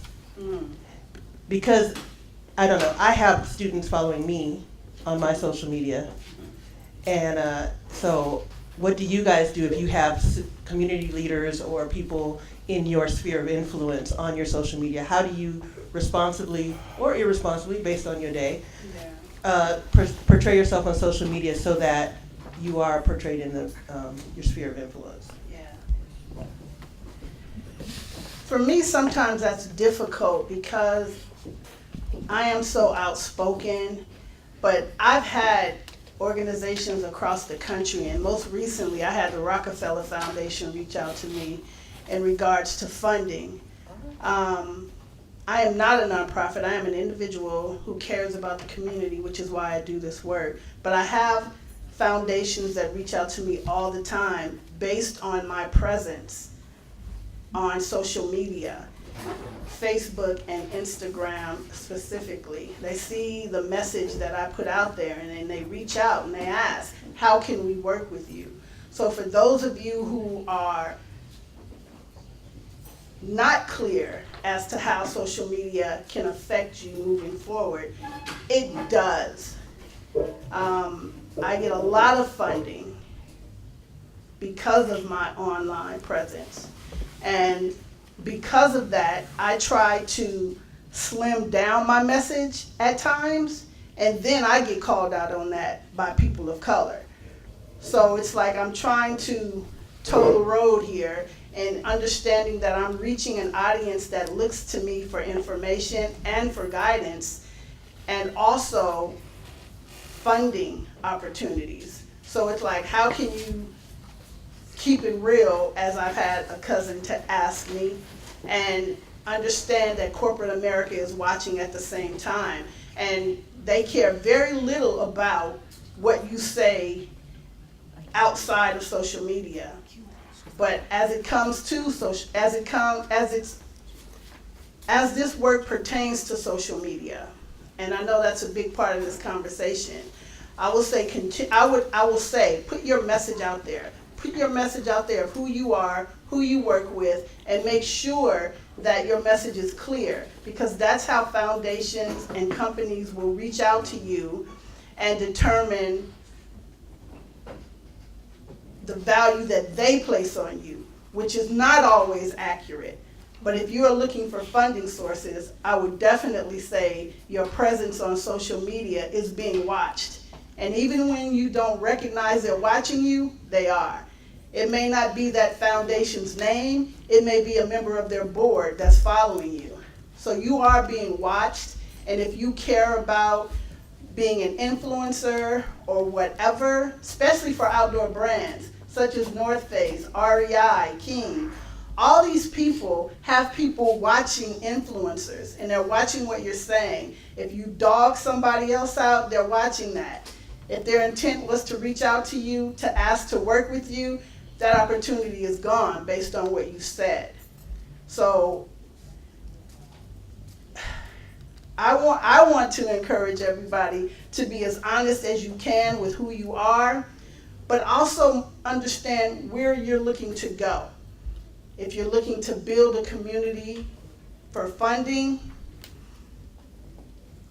act one way. If you're looking to be just militant as hell, be that way too. But understand the people that you are pushing aside when that's the message you want to put out there.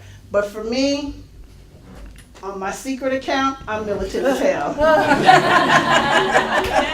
So everybody has a face to it. Yes.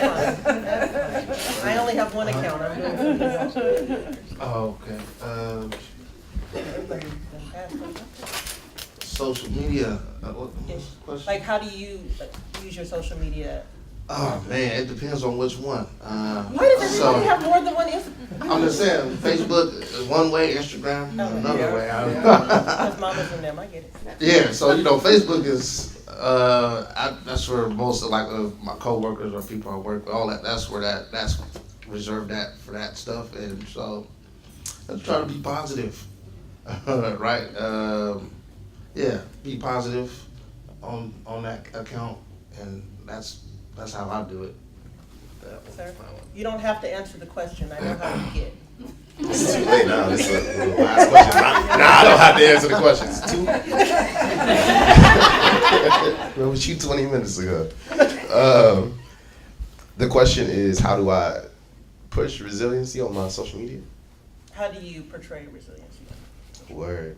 I think being black and alive is a special kind of resilience. So like every picture, every video, I also think like there's some folks that have a responsibility or feel like they have a responsibility to speak on the ways in which our bodies are politicized, targeted, and enacted violence against. So I think some parts of that resilience is what we post has nothing to do with those things. Because like naturally, especially the continent that we're on, being black carries these stories and these histories. So when we post pictures in the ocean, when we post, shout out to you, nature, I see you. We post pictures just eating food, laughing with each other, dancing. That's a special portrayal of resistance or resilience, which isn't necessarily different. Yeah, I think other folks, like, you get to decide how respectable you want to be, and that's when I think of editing so that other folks receive you differently. I think of respectability because I think it's really important that you're authentic as often as you want to be. And you get to decide how, like, at what point do you want to be real, is this real and not that real. There's definitely space for all of that. And I think the most important thing about being on social media is being authentic, so that the folks that connect with you are as authentic as you. So you're editing the message and the persona that you're putting out, the folks that are coming to you aren't attracted to who you are, they're attracted to that thing that you've been posting. So, the end.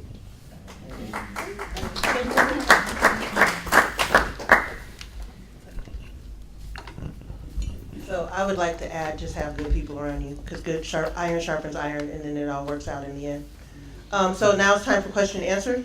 Anybody have any questions, comments, concerns, song lyrics? Yes, sir, Dr. Bayham.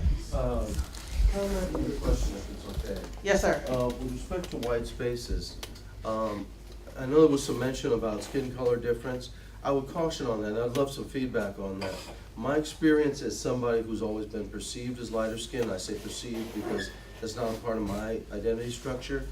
It's a big deal within black spaces. With white spaces, I'm still a nigger. I've always been one, always. There's never been a difference. And then my question, if you want to respond. No, I'll let you say anything. Oh, well, the question I had was that, so we're talking about resilience. Resilience theory for a long time was a big part of American Indian studies, and I know that we've had a lot of discussions that have made an ode to indigeneity, and I'm wondering for all of you about cross-cultural communications with American Indian activists as well as with Latinx activists on this subject of resilience. Okay. Now, with regards to being black, yes, like, you know, we're all black, you know what I'm saying? Despite the shades or whatever, like, I'm a mid-tone, so I'm like you know, I'm not like super light-skinned, but I'm not like, you know what I'm saying? But there are also things that, depending on the like degree of visibility to blackness, like how visibly black you are, there are certain things that you will have to deal with. So Darius, who is more dark skinned than me, definitely has more intense experiences. And then like with me, with my hair, like I'm like light skinned enough to where you can tell I'm black, but then like my hair texture is very coarse, so I'm very visibly black.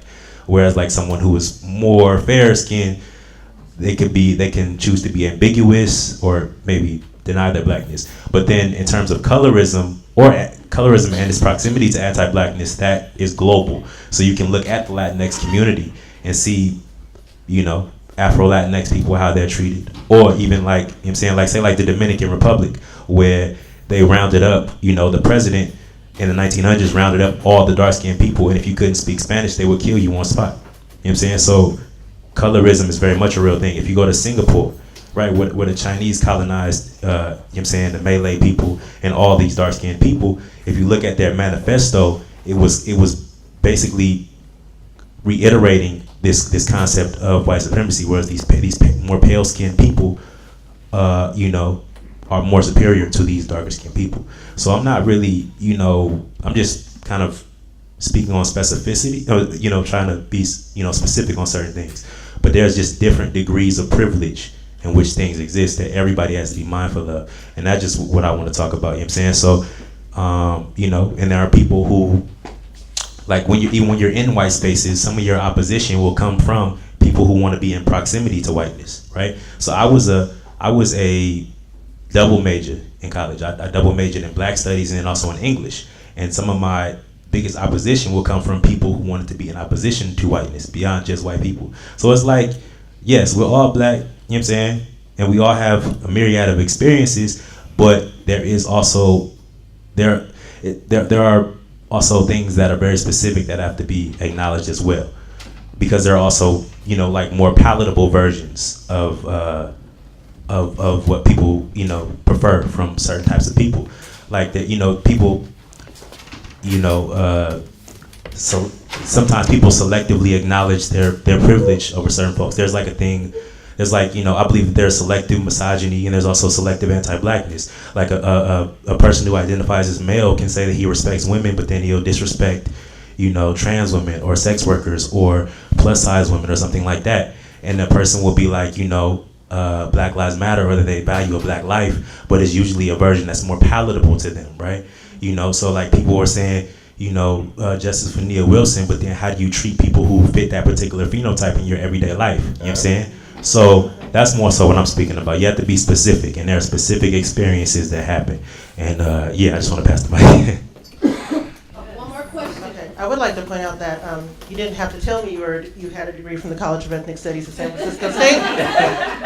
As somebody who graduated in class 2003, and I saw that train coming with all lights on. Okay, any other questions? One more question. Any question? Yes, sir. Yes, I have a question in regards to what you alluded to earlier about just camping in the outdoors and the outdoor experience as far as it pertains to Black people. I like that you mentioned, I believe it's outside afros. Outdoor afros.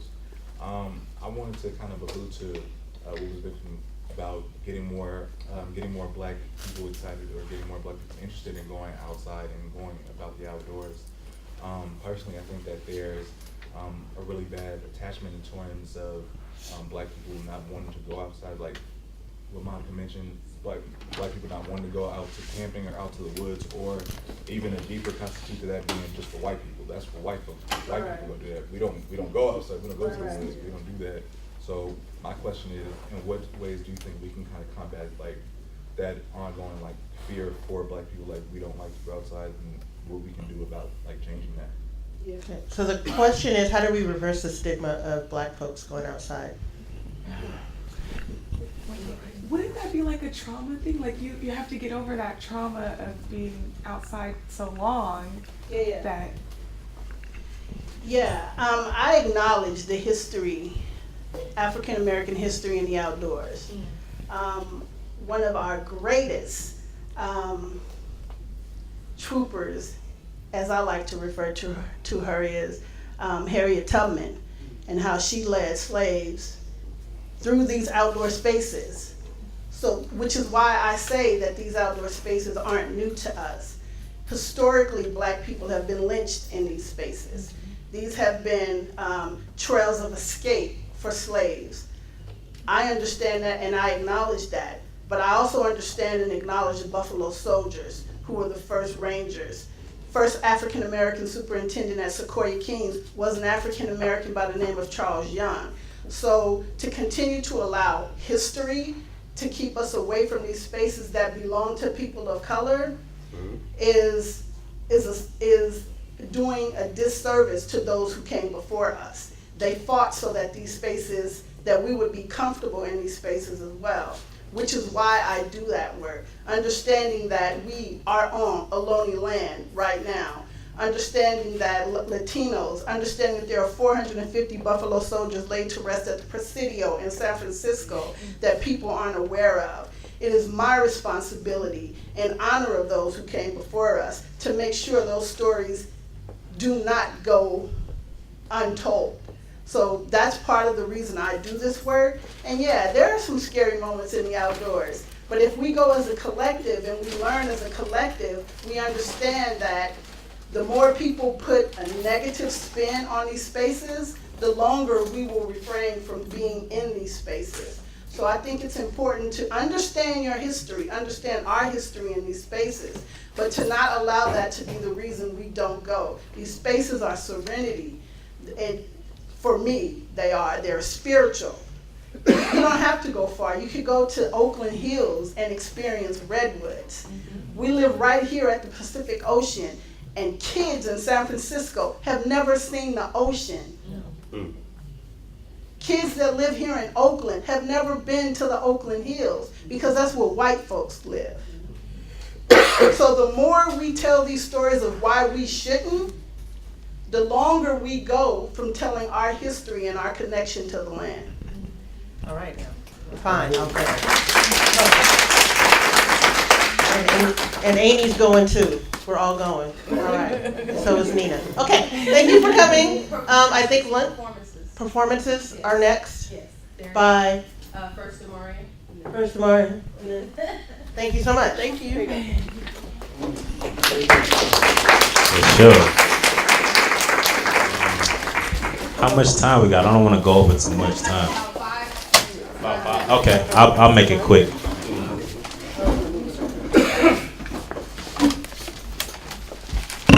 Y'all got it? Yeah. Okay, cool.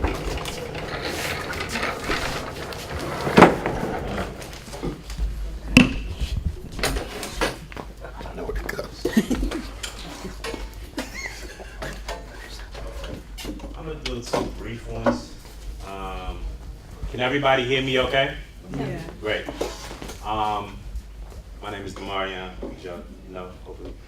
This one is called Information. It's just about the importance of knowing things, because if you don't know anything, you can be told anything, and it's very important to just know things and know yourself and all of that. So, now, a rose can't grow if you limit the water it receives. If you control what a person knows, you can mold what they believe. If you diminish the education of the underprivileged and poor, this creates an expectation that crime or entry-level occupation is all that life has in store. If you raise the rich to be sophisticated in superfluity, anything foreign to their familiarities is forlorn.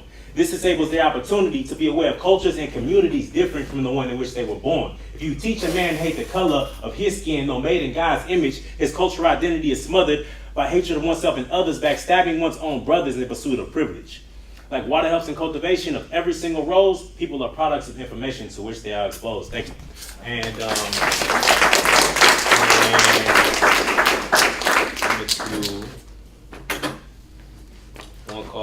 this one is called The Notion of Rudiment. Can everybody still hear me okay? Mm-hmm. All right. So that one was part of an older collection of poems called Looking Forward. And this one is part of a newer collection of poems called Blemish that I'll hopefully have done very soon. Okay. So, and it's just about like the importance of like beginning and starting. Like, you know, no journey is perfect, and understanding that as long as you are starting, as long as the most important thing is to start, and the most important thing is to put your foot forward on the journey. You know what I'm saying, regardless of how long it takes or whatever. So, now, is it truly gratifying to be fulfilled in an instant? Is it possible for a person to have answers when they have taken but a step on the cobblestone, leading to the wilderness which breeds curiosity? Is it passionate to speak with the intensity of Illinois midsummer when your thoughts are a budding violet?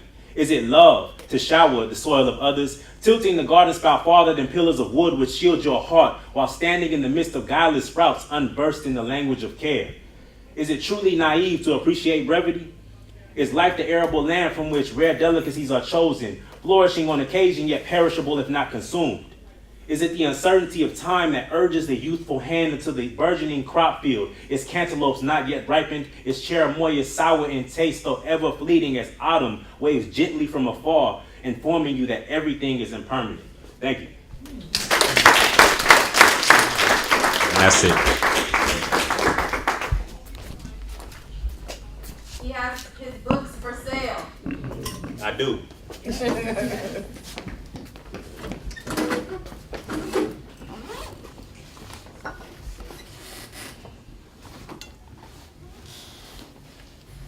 Hey y'all. Hey. Oh yeah. We meet again without a table and a mic. Again, my name is Darius Simpson, and I too have books. This is a book I put out last year. It's called Conversion Theory. Pretty. I always feel kind of weird going into the bag because the unzip is always epic on the stage. I feel like I should have something more than a book inside. Like, I don't know. That was just a side note. It has nothing to do with anything. You're like a magician. I just start pulling shit out. Yeah, the poem I'm gonna do is from page, I think 79 in there. And it's about dancing in black boys.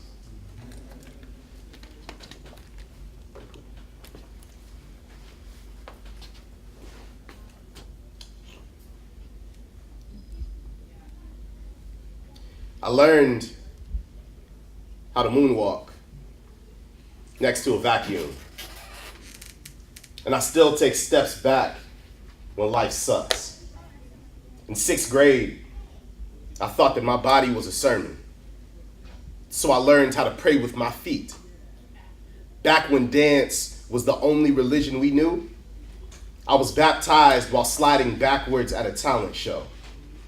And at 12 years old, I thought this was worship. But my mother said it was training.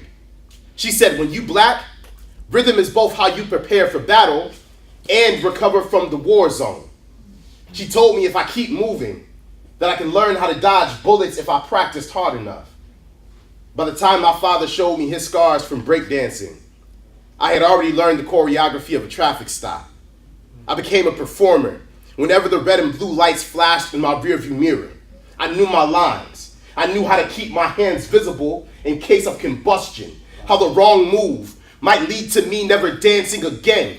The day a cop told me I didn't belong in the neighborhood I grew up in, my tongue was a wet fuse, my voice a pinned grenade, my fists were nuclear missiles, this cop's mouth pressing launch codes. He wanted to see how many words it would take to cause a chain reaction. He wanted me to explode on the side of the road so we could make a street sign out of my shrapnel. He wanted my mother to have to come down to the sidewalk that night to identify what was left of me. So instead I smiled. I figured it was best that we both make it home in one piece. But that night, I danced in an empty parking lot for 2 hours just to avoid detonating. And I think all us black boys fall into bomb making this way, as an attempt to defuse a weapon we wear every day. Black boys dance to show that our bloodstream is jet fuel, to prove that our spines be rocket ship, that at any moment we could blast off and leave this whole planet behind us. Besides, what threat could America make against a body that has already proven it will blow up on command? The next time y'all see a black boy shake so hard you think his back's broken, consider that we break our own bones just to prove we're still in control of them. Consider viral videos of black boys dancing, a reclaiming of land we was told was never ours to begin with. Don't ask why y'all always dancing. Ask what kind of country makes its people feel like they're safer when moving. We dance because being black is stressful. We dance because we got lives to live. We dance because after a long day, sometimes defying gravity is the only rebellious thing our bodies have time to do. We dance because you can't hit what you can't catch. Our dance is alluding to war zone. Our dance is an armed resistance. Our dance is a form of combat.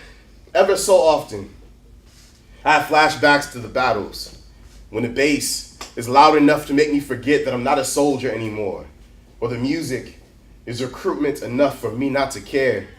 In those moments, I remember the living room that I turned into a training camp, make my limbs into a bomb shelter, and let the beat blow me away.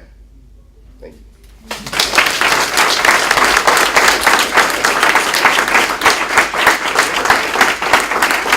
I appreciate all of you guys sticking it through with us, creating great conversation, and most importantly, getting to know each other and continuing to build our community, because just look around. These are the people that are going to be here to help you when shit gets hard, basically, okay? So for our last talk, we have Miss Jasmine, who is going to facilitate.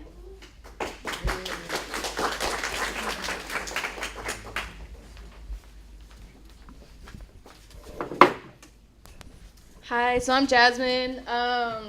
I'm in my first year right now doing my master's degree at CSU East Bay. Before that, I was at San Diego studying, so I was out there for 5 years, and I was working on my communications degree. And basically during my time out there, I was in the TV and film club. And what I did out there was basically I did a lot of documentaries that had to do with like social issues regarding the students in my campus, just because like the climate at UC San Diego is not the best. One of the issues that had happened before I got there was called the Compton Cookout. I don't know if any of you are aware of that, but basically it was a situation where one of the fraternities, they had sent out an invite, and it was like a white fraternity, and it was like to emulate like what a party would be in Compton. And so basically like the invite was pretty racist, like it was stereotypical. And after that, there was like a series of like protests and stuff that were happening with the fraternity. And basically after that, the school basically just like swept it under the rug. Like they didn't talk about it. Like it was just something that didn't happen, even though BSU was pushing for like demands and things of that sort, but like nothing had happened. And so during my time there, I basically worked on a documentary that focused on like the students that were hurt because of that. And so they got a chance to like talk about like their side of the story, and now they're using the documentary in the courses out there. So then after that,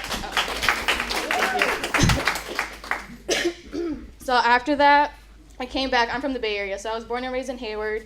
And after that, I came back out here, and I continued doing that. So like whenever there's like protests or like anti-police brutality, or just like what's going on with like the border and things like that, I would be at the protest documenting.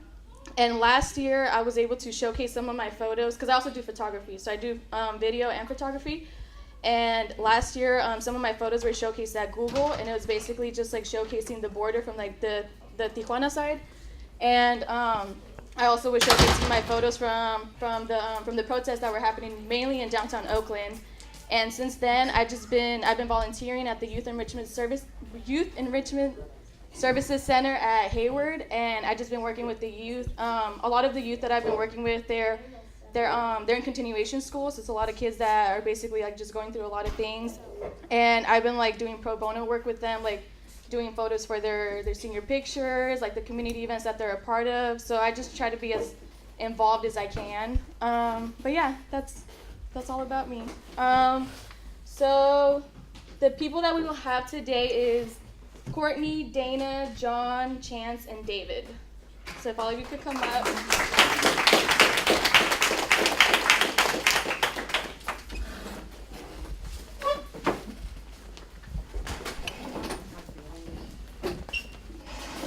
So since they're recording, I'm gonna need you all to speak into the mic. So I'm gonna pass the mic right now, and all of you can just like introduce yourselves, like what are you doing, and basically like, why are you here? There you go. My name is Courtney Smith. I'm an entrepreneur, and I have a basketball brand. My name is John de Los Angeles. I'm a communications director for AFSCME Local 3299, which is the University of California's largest employee union. My name is Dayna Avent. I own a restaurant in Fairfield, California, Main Event Catering, right outside of Travis Air Force Base with my lovely husband over here. And we've been open since October 2016, so going on about 2 years. And we specialize in catering and soul food. So if you're ever in Fairfield, come by and check us out. David Gonzalez. I met Reina at Sac State. Digital media is what I do. Merge marketing strategies. I'm a co-owner of the company in Sacramento. If you guys ever need any media related, video editing, blogs, shameless plug, right? But yeah, check us out on Instagram, Facebook, LinkedIn, and here you go. My name is Chance Moses. I currently also work in the digital marketing space.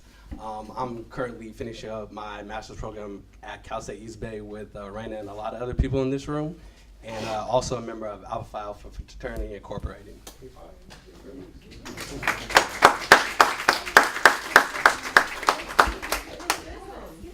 Oh, and on the way. Also, co-founder of Dreamscope, starting a digital marketing agency. My partners, Chris and Patrick, are also in the back there. So we'll be working with Mocha with the upcoming marketing objective. So. There you go. So this panel is going to focus on like digital media literacy. So for the first question, and anybody can answer this, how can people be empowered to create digital media as a tool to realize skills, strengths, and potential businesses?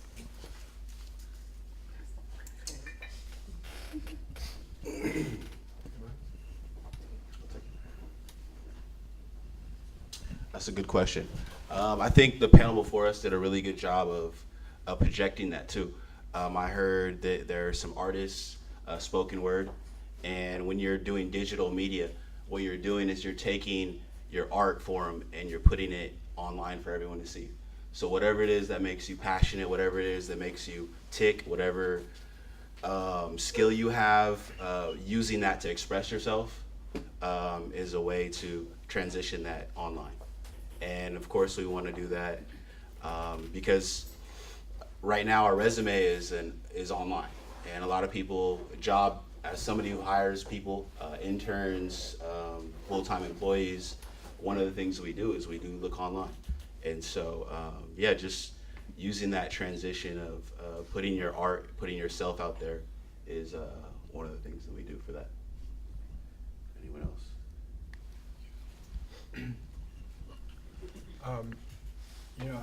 I think it's important to recognize what digital media is today. I'm sure many of you who have turned on the television know that there is a dying news media out there, right?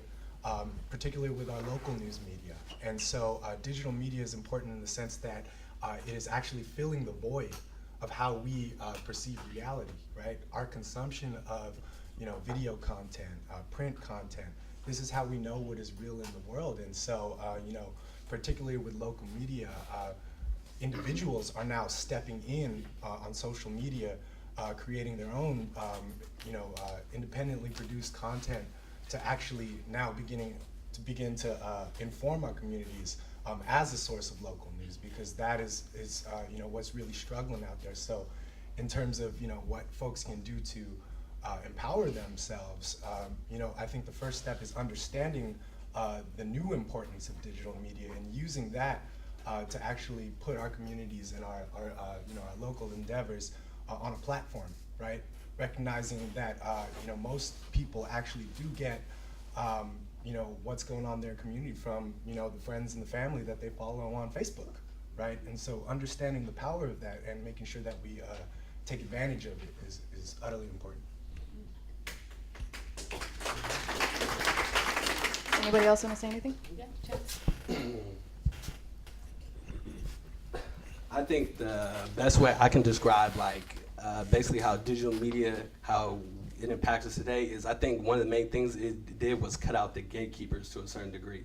So a lot of what we discussed even in our grad school classes about if you're an artist, how a lot of times back in the day you had to go to a record label to get your music heard. Or if you're a movie director, you had to have Hollywood pick up like one of your pilots or whatever the case may be. But now that like a resource like YouTube, where you can just go and upload your own video on there. Let's say, for instance, you might want to start a new TV show. I've seen a lot of webcast series that you can promote via YouTube and gain a following.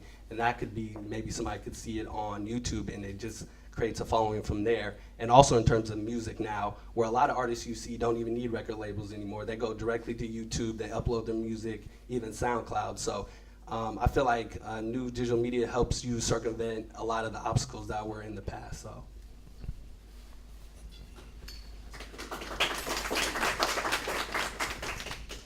So for the second question, digital media such as video games, social networking, and virtual performance spaces is transforming how we teach and learn. How can evolving digital media environments transform learning environments?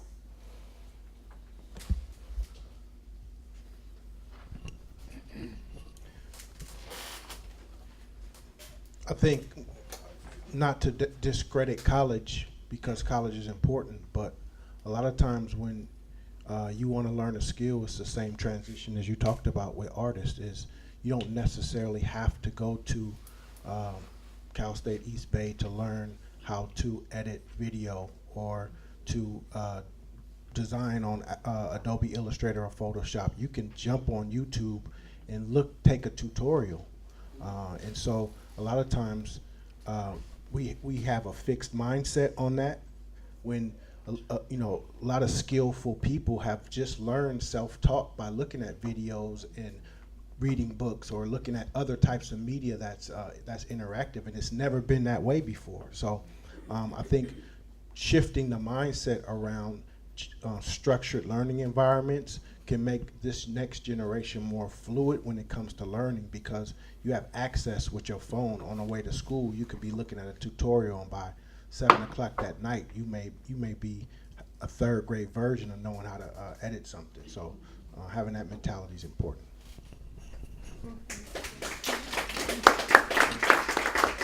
Just to kind of piggyback on what you were saying and kind of to add to the academic portion of this for all y'all in the back, I think it's important to recognize that there's an idea called multiple intelligence theory, and it says that we all hold different intelligences depending on the things that our experiences, what they play up on. For example, education in the past is traditionally focused on verbal and mathematical skills, but there are spatial intelligences, there are artistic, musical intelligences, and these are things that are not, really, for our folks in the education system these days, the traditional modes of learning, textbooks, don't always cater to those different intelligences. And so when I think digital media, I think, damn, what a time to be alive right now, because we can create so much different content that can kind of reach out to these students that have been left out, right? With videos, with memes, with everything that we now see that we just think is trash on Instagram actually is an avenue for us to begin to start reaching out and connecting with folks who have been left out traditionally in education. So.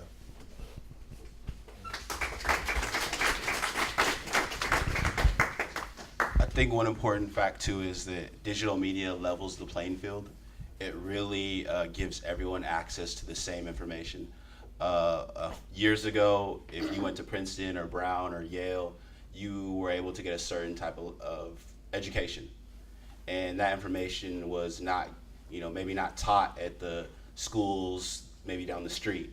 Or maybe even you go to preschools, there's private schools that have certain, teaching tools that other schools won't have in, the suburbs.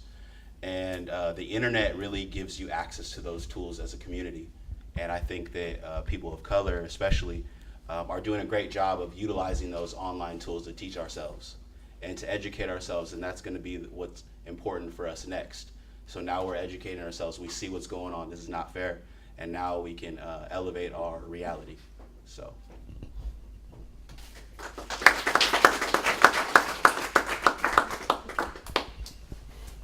So going off of that, can anyone explain the importance of technology and why people of color should insert themselves into the digital space?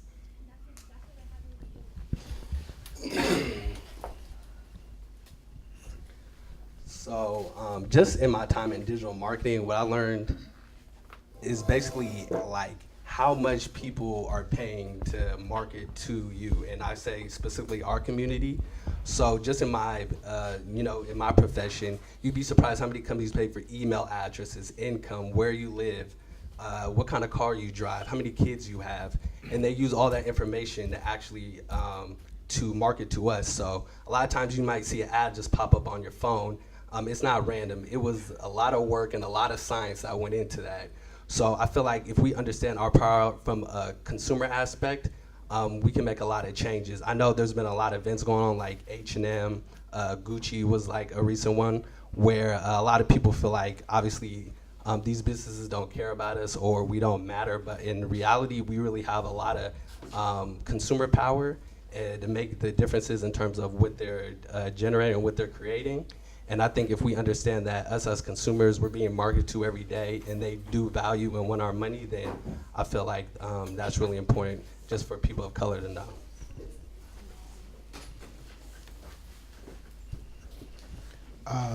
To add to that, it cuts through the middleman, right? Because African Americans, they spend $1.6 trillion a year. So of course people want that money. And so you have focus groups and people spending millions of dollars to understand, how do black folks in the hood think? How do black folks in the hood talk? What colors do they like? What things that turn them on that will make them convert so that they can purchase?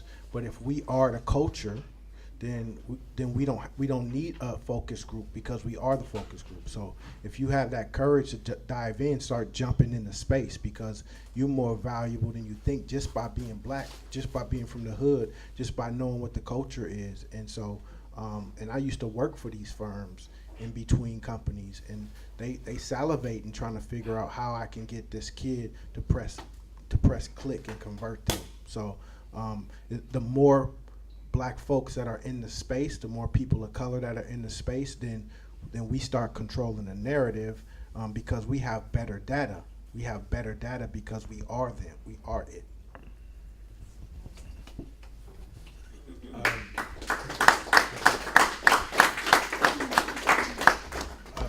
In my work, so I mostly focus on public relations work, right? And like I was touching on before, the news media is dying.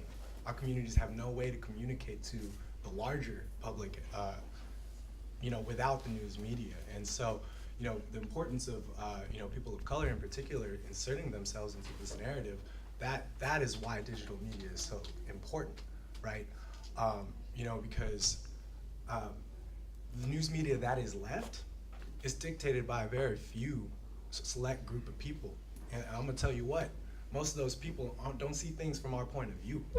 And so, the narrative that gets established is oftentimes stereotypical, right? And so it's really important for our communities to really insert themselves in that narrative, whether it be through social media, whether it be through paid media like the brother over here was talking about, or maybe it's earned media, and like what I do is talking to reporters and making sure that they understand things from this other side of the story, right? By making sure that we insert ourselves in that way, we can begin to produce a more productive narrative, particularly around what's going on politically in our communities, right? Because oftentimes they get it wrong. And so for that, on that point, it's incredibly important for us to insert ourselves into that narrative through these new avenues with digital media.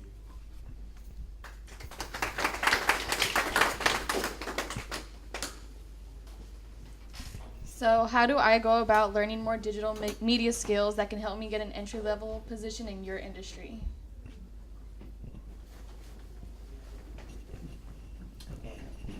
In our particular industry? Yeah. For me, when I'm looking at interns or paid positions, we go to, we look at their resume, and some of the things that immediately we look for, do they have any certifications? And there's certifications are often costly, and when you pay $500 to get that cert, it's only good for that one specific job, and if I don't get that job, I waste $500, right? But the cool thing about the internet is there's a lot of free certifications. So there's HRCI, there's Google Analytics certifications in digital media, which are huge. If you can align yourself with a company like Google, or there's Amazon certifications. Just being able to, I have this cert from Google Ads, and so that established me on this group pool of employees, this elite group where, there's, if you're looking for somebody who wants ads in Google, you want to pick from these pool of people. So reaching out to the various resources online, finding those free resources, reaching out to people in your network, just really trying to pick their brains as far as, not just, a certification, but there's professional skills. When you meet people and you're doing business with them, maybe you're sending follow-up emails, people will understand that, thank you cards. Little things matter when it comes to doing business and being professional. Sending a resume, making sure you answered each question.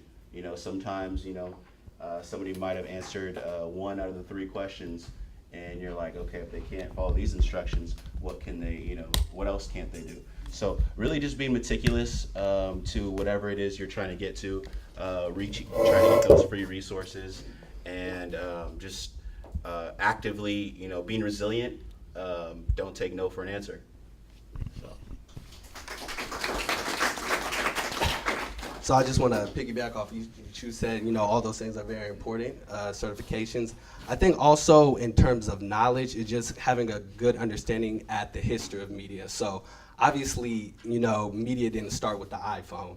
So I feel like it's very important to go back and learn a lot. So even as something as simple as learning how media started, how at first people just got information from a newspaper, and how that worked its way up to the radio, then television. I feel like understanding that timeline gives you a great foundation of how we got to where we are today. And I feel like that basic knowledge and skill set will really propel you for your next step. So.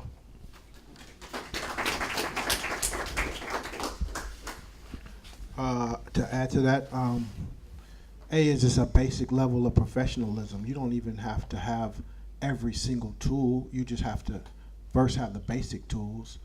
Of professionalism, punctuality, just knowing how to show up on time, and B, being willing and open to learn, and having the ability to say, I don't know how to do that, but I'm willing to learn. And sometimes that's hard to find because, through our trauma, our egos is protecting us, and it's so like, I don't want to look like I'm wrong or making a mistake, but really that's a valuable tool because we got so much training material. And we're looking for some digital marketing people and interns. So if you looking to get in that space on the intern level, come holler at me because we're building that group.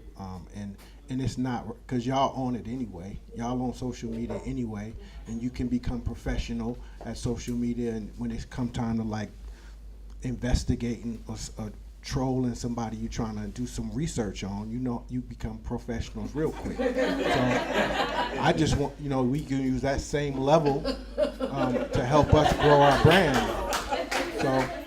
So you don't gotta necessarily have a specific certification because you can learn on the tools on the job for us.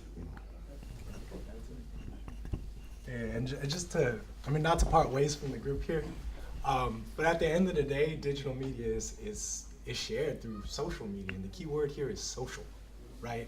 Social meaning people. And so, we put an intense focus on all these digital skills, but at the end of the day, what we fail to see, that these are people skills, right? And so, to kind of touch back on what Reina was talking about when we opened the day, learning about etiquette, understanding the audiences that you speak to, and just straight up having learning people skills, because we hide behind our screens all day. I feel like my generation is losing people skills, right? And so if we could, I think that's something that we need to play up in what we put in terms of requirements for people entering the workforce, is to really understand people from a person-to-person interaction, because that will translate into the way that you use digital media, and people will whether consciously or subconsciously, see that and take that in.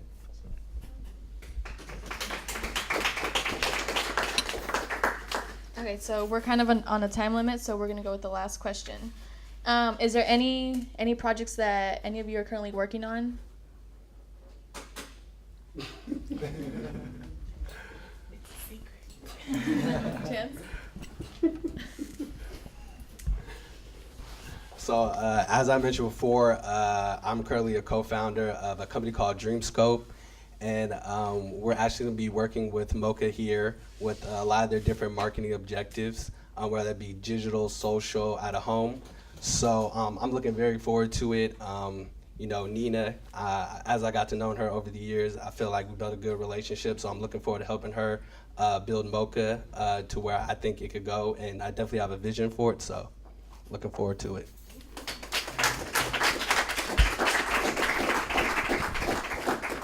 I know this is the Bay Area, but in case you guys are in Sacramento on the 27th, I'll be speaking at Sacramento State's Degrees Project Redwood Room. So check that out. Check out our Instagram.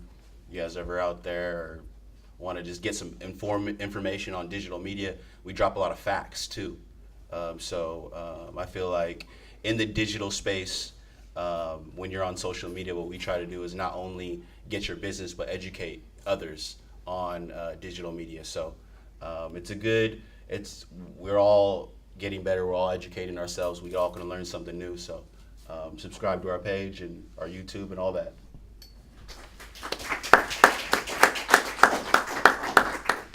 One of the projects that I focus intensely on, because today we're talking about digital media and how empowering it can be, because it's granting access to everyday individuals. But oftentimes, the power of that algorithm, people put a lot of money into advertising online, like we were talking about earlier, right? And oftentimes that algorithm can kind of push these individuals who don't have that money out of your feed, right? And so one of the projects that I'm working on currently is to really work on build up earned and owned media with our organization, and using that the little advertising dollars that we have to amplify the earned media effect. So for instance, were many of you familiar that Bernie Sanders is here in the state this week? Mm-hmm. Well, he started off out at UCLA walking the picket line with a bunch of striking workers on Wednesday, right? And so I worked to make sure that was placed. A story was placed in the New York Times, a story was placed in the LA Times, a story was placed in the SF Chronicle, East Bay Express. That's all free media. But then I was able to, instead of spending $1,000 advertising the work, I was able to take that free media, post it online, and only put $100 into it. And it is amplified by that algorithm. So I'm starting to working on a project to build a model for other communities to really implement in the way that they use social media to kind of get the word out further. Because again, while social media and digital media is empowering, oftentimes these advertising dollars crowd us out. And so there are ways around that if we know how to game the system, so to speak. So it's not a specific project per se, but I want to add this. One component of my company is we do team uniforms for teams. So we do about 1,000 teams a year. And so for every 50 teams we do, then we do one team for free to a team that ain't got no money. So one way that you can help us is just refer us business, schools, high school, middle schools, because we were able to do about 30 schools across the U.S. that we were able to donate uniforms to who didn't have programs. And so the only way we can keep doing it is if we make money and make more money. So then, if you know a school or your school need uniforms, then tell them to come holler at us.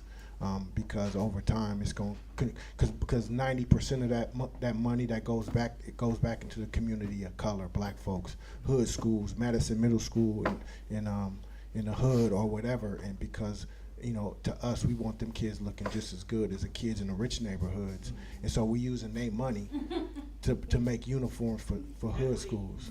So. Dayna, did you want to say anything? You okay? So basketball.com. So we have about 5 minutes of Q&A if anybody has questions. Monica. I have a question for Dayna.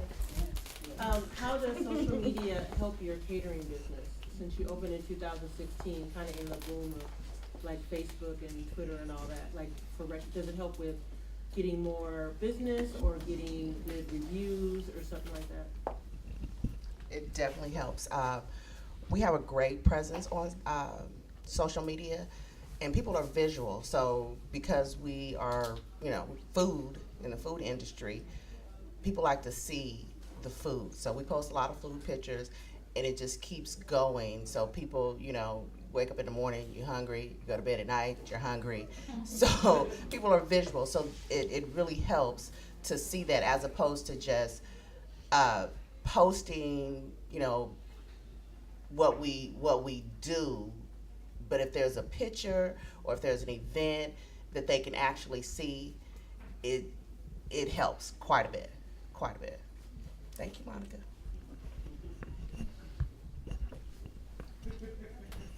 Dr. Brooks. Hey, well, first of all, it's great to see the future in front of us, and around us here. So it's been a real privilege to be here today. So thanks, Reina, for just gonna say that you inspired me because next week is gonna be what's called Equitable Futures Week from the Institute for the Future and the Black Speculative Arts Movement too. And so there's gonna be a place that's just on Main Street called Dynamic Land, where it's about a new computer collaborative platform that's really interesting. So we're gonna invite people to, because this is a great lead up to the Equitable Futures Week because we're talking about that. So we're gonna play a series of games, and I'd like to invite everyone there to come participate. And I'll try to spread it through social media and email to invite you all down there. But I'd love to have you guys play with us. We have a game called Algorithms for the Future, and another game, an Equitable Futures game that we'll be playing as well. But anyway, we're all next to each other with MoCA, Dynamic Land, the Aliyah Museum, you all here. I mean, it's just a great hub. I mean, this is like I feel like it's something in the air, man. Black Renaissance. You know, you just feel it. And it's like we're on the move. And it's not only here, it's in Canada, it's in Europe, it's happening in Africa too. In Cape Town, Lagos, Accra, Nairobi, Addis Ababa. So we're all in it together. We, despite President 45, we're going beyond him. He's like, he doesn't exist. He's not our real life. You know, we're making it happen. So thank you.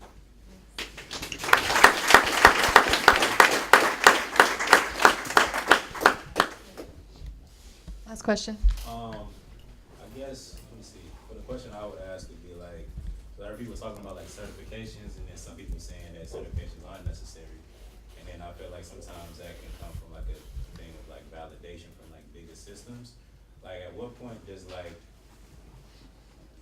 a person's like work history or their work ethic come into like, you know, being considered for qualifications? Because there's people who have like all these prestigious things that aren't even really qualified. We just saw the whole thing with the colleges, and that's been going on for forever. Where like, you know, all these like rich white people is basically paying their way through these exams that like all these like black underprivileged kids who you know scrap to the bone to get into college have to really actually put in the work, right? Where these people just like paid through and they partying, and they on social media getting makeup deals and all this and that because they got rich parents as actors and all this and that, right? So like at what point does it become a thing where it's like you actually observe the person's like you know, their work history and their work ethic, you know what I mean, and then the balance of that? Because like I have, you know, awards from the Academy of American Poets with like some of the most biggest poets, you know what I mean, from like Claudia Rankine to whoever, you know what I'm saying, is like all a part of this panel, and they all gave me this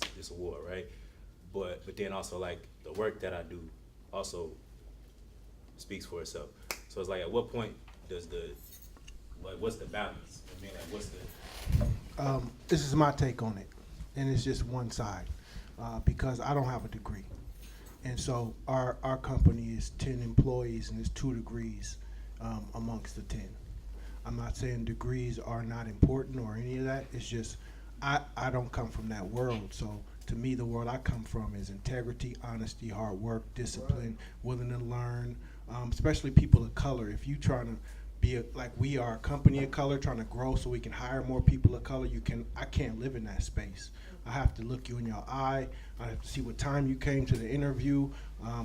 We gonna talk for 2 hours because I want to know everything what's going on so that I can get a good understanding of who you are and your integrity. So I've fired people from my company with degrees from Stanford because that shit's just posturing to me. Like, a degree is cool, but if you can back it up with your work ethic, then that's dope. If it taught you something, that's dope. But to me, what's more important is your integrity and your willingness to learn. Google and another big company just came out and said they're not putting emphasis on degrees anymore. If you could do the work and you can prove you could do the work with your work history, then you good. Before I started my own company, I worked at Intel, and I was making computer chips for all y'all computers. And I didn't have a degree then neither, and I was a 19, 20, 21-year-old kid. And so it was people from MIT who had to listen to me from East Oakland, you know what I'm saying? Because it was about, I'm gonna spend time watching to see if you can prove yourself. And I wish companies were more like that. I think we caught up in that whole that posturing syndrome, and we got to get out of that as black people, or we ain't gonna win.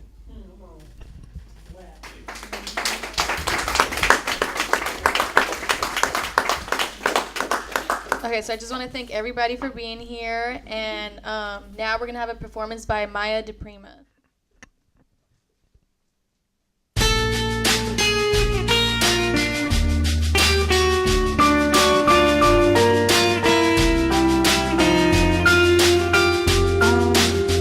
Waited till I saw the sun. Don't know why I didn't come. Left you by the house of fun. I don't know why I didn't come. I don't know why I didn't come. When I saw the break of day, wish that I could fly away. Instead of kneeling in the sand, catching teardrops in my hand.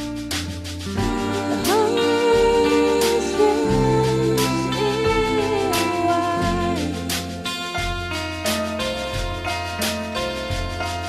but you've been on my mind forever.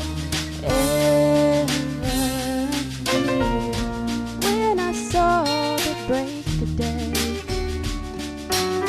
wish that I could fly away, but I'll be a bag of bones, driving down the road alone. The hardest stretch is wide,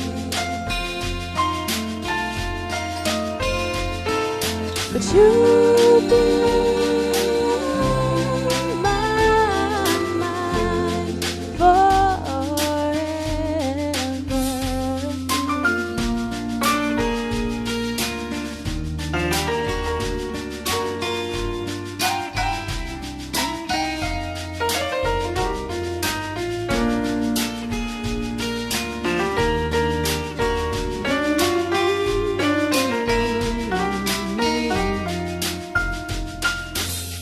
Something has to make you run.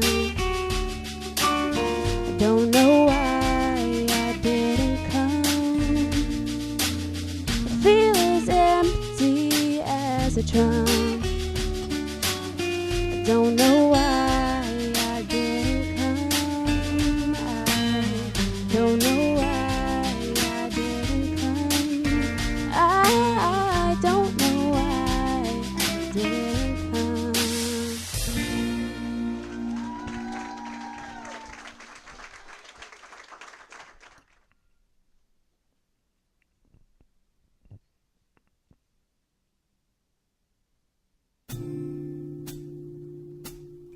Just like a star across my sky, just like an angel lift my page, you have appeared to my life.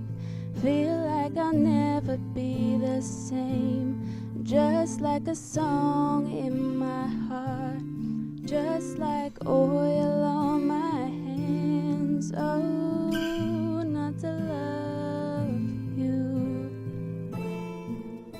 Still I wonder why it is I don't argue like this with anyone but you.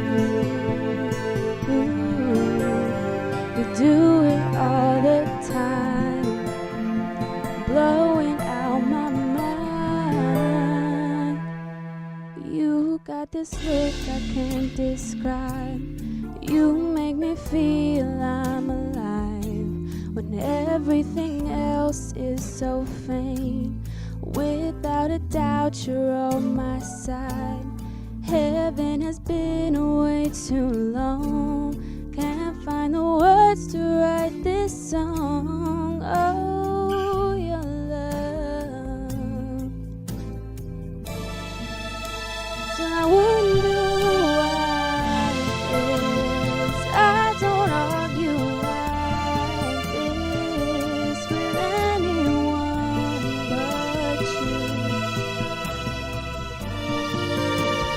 do it all the time, blowing out my mind. Yeah.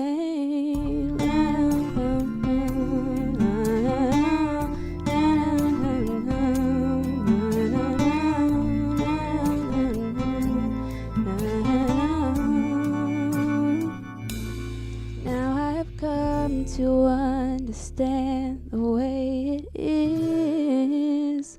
It's not a secret anymore, 'cause we've been through that before. From tonight I know that you're the only one. I've been confused and in the dark, now I understand. Yeah, yeah, yeah. Ooh.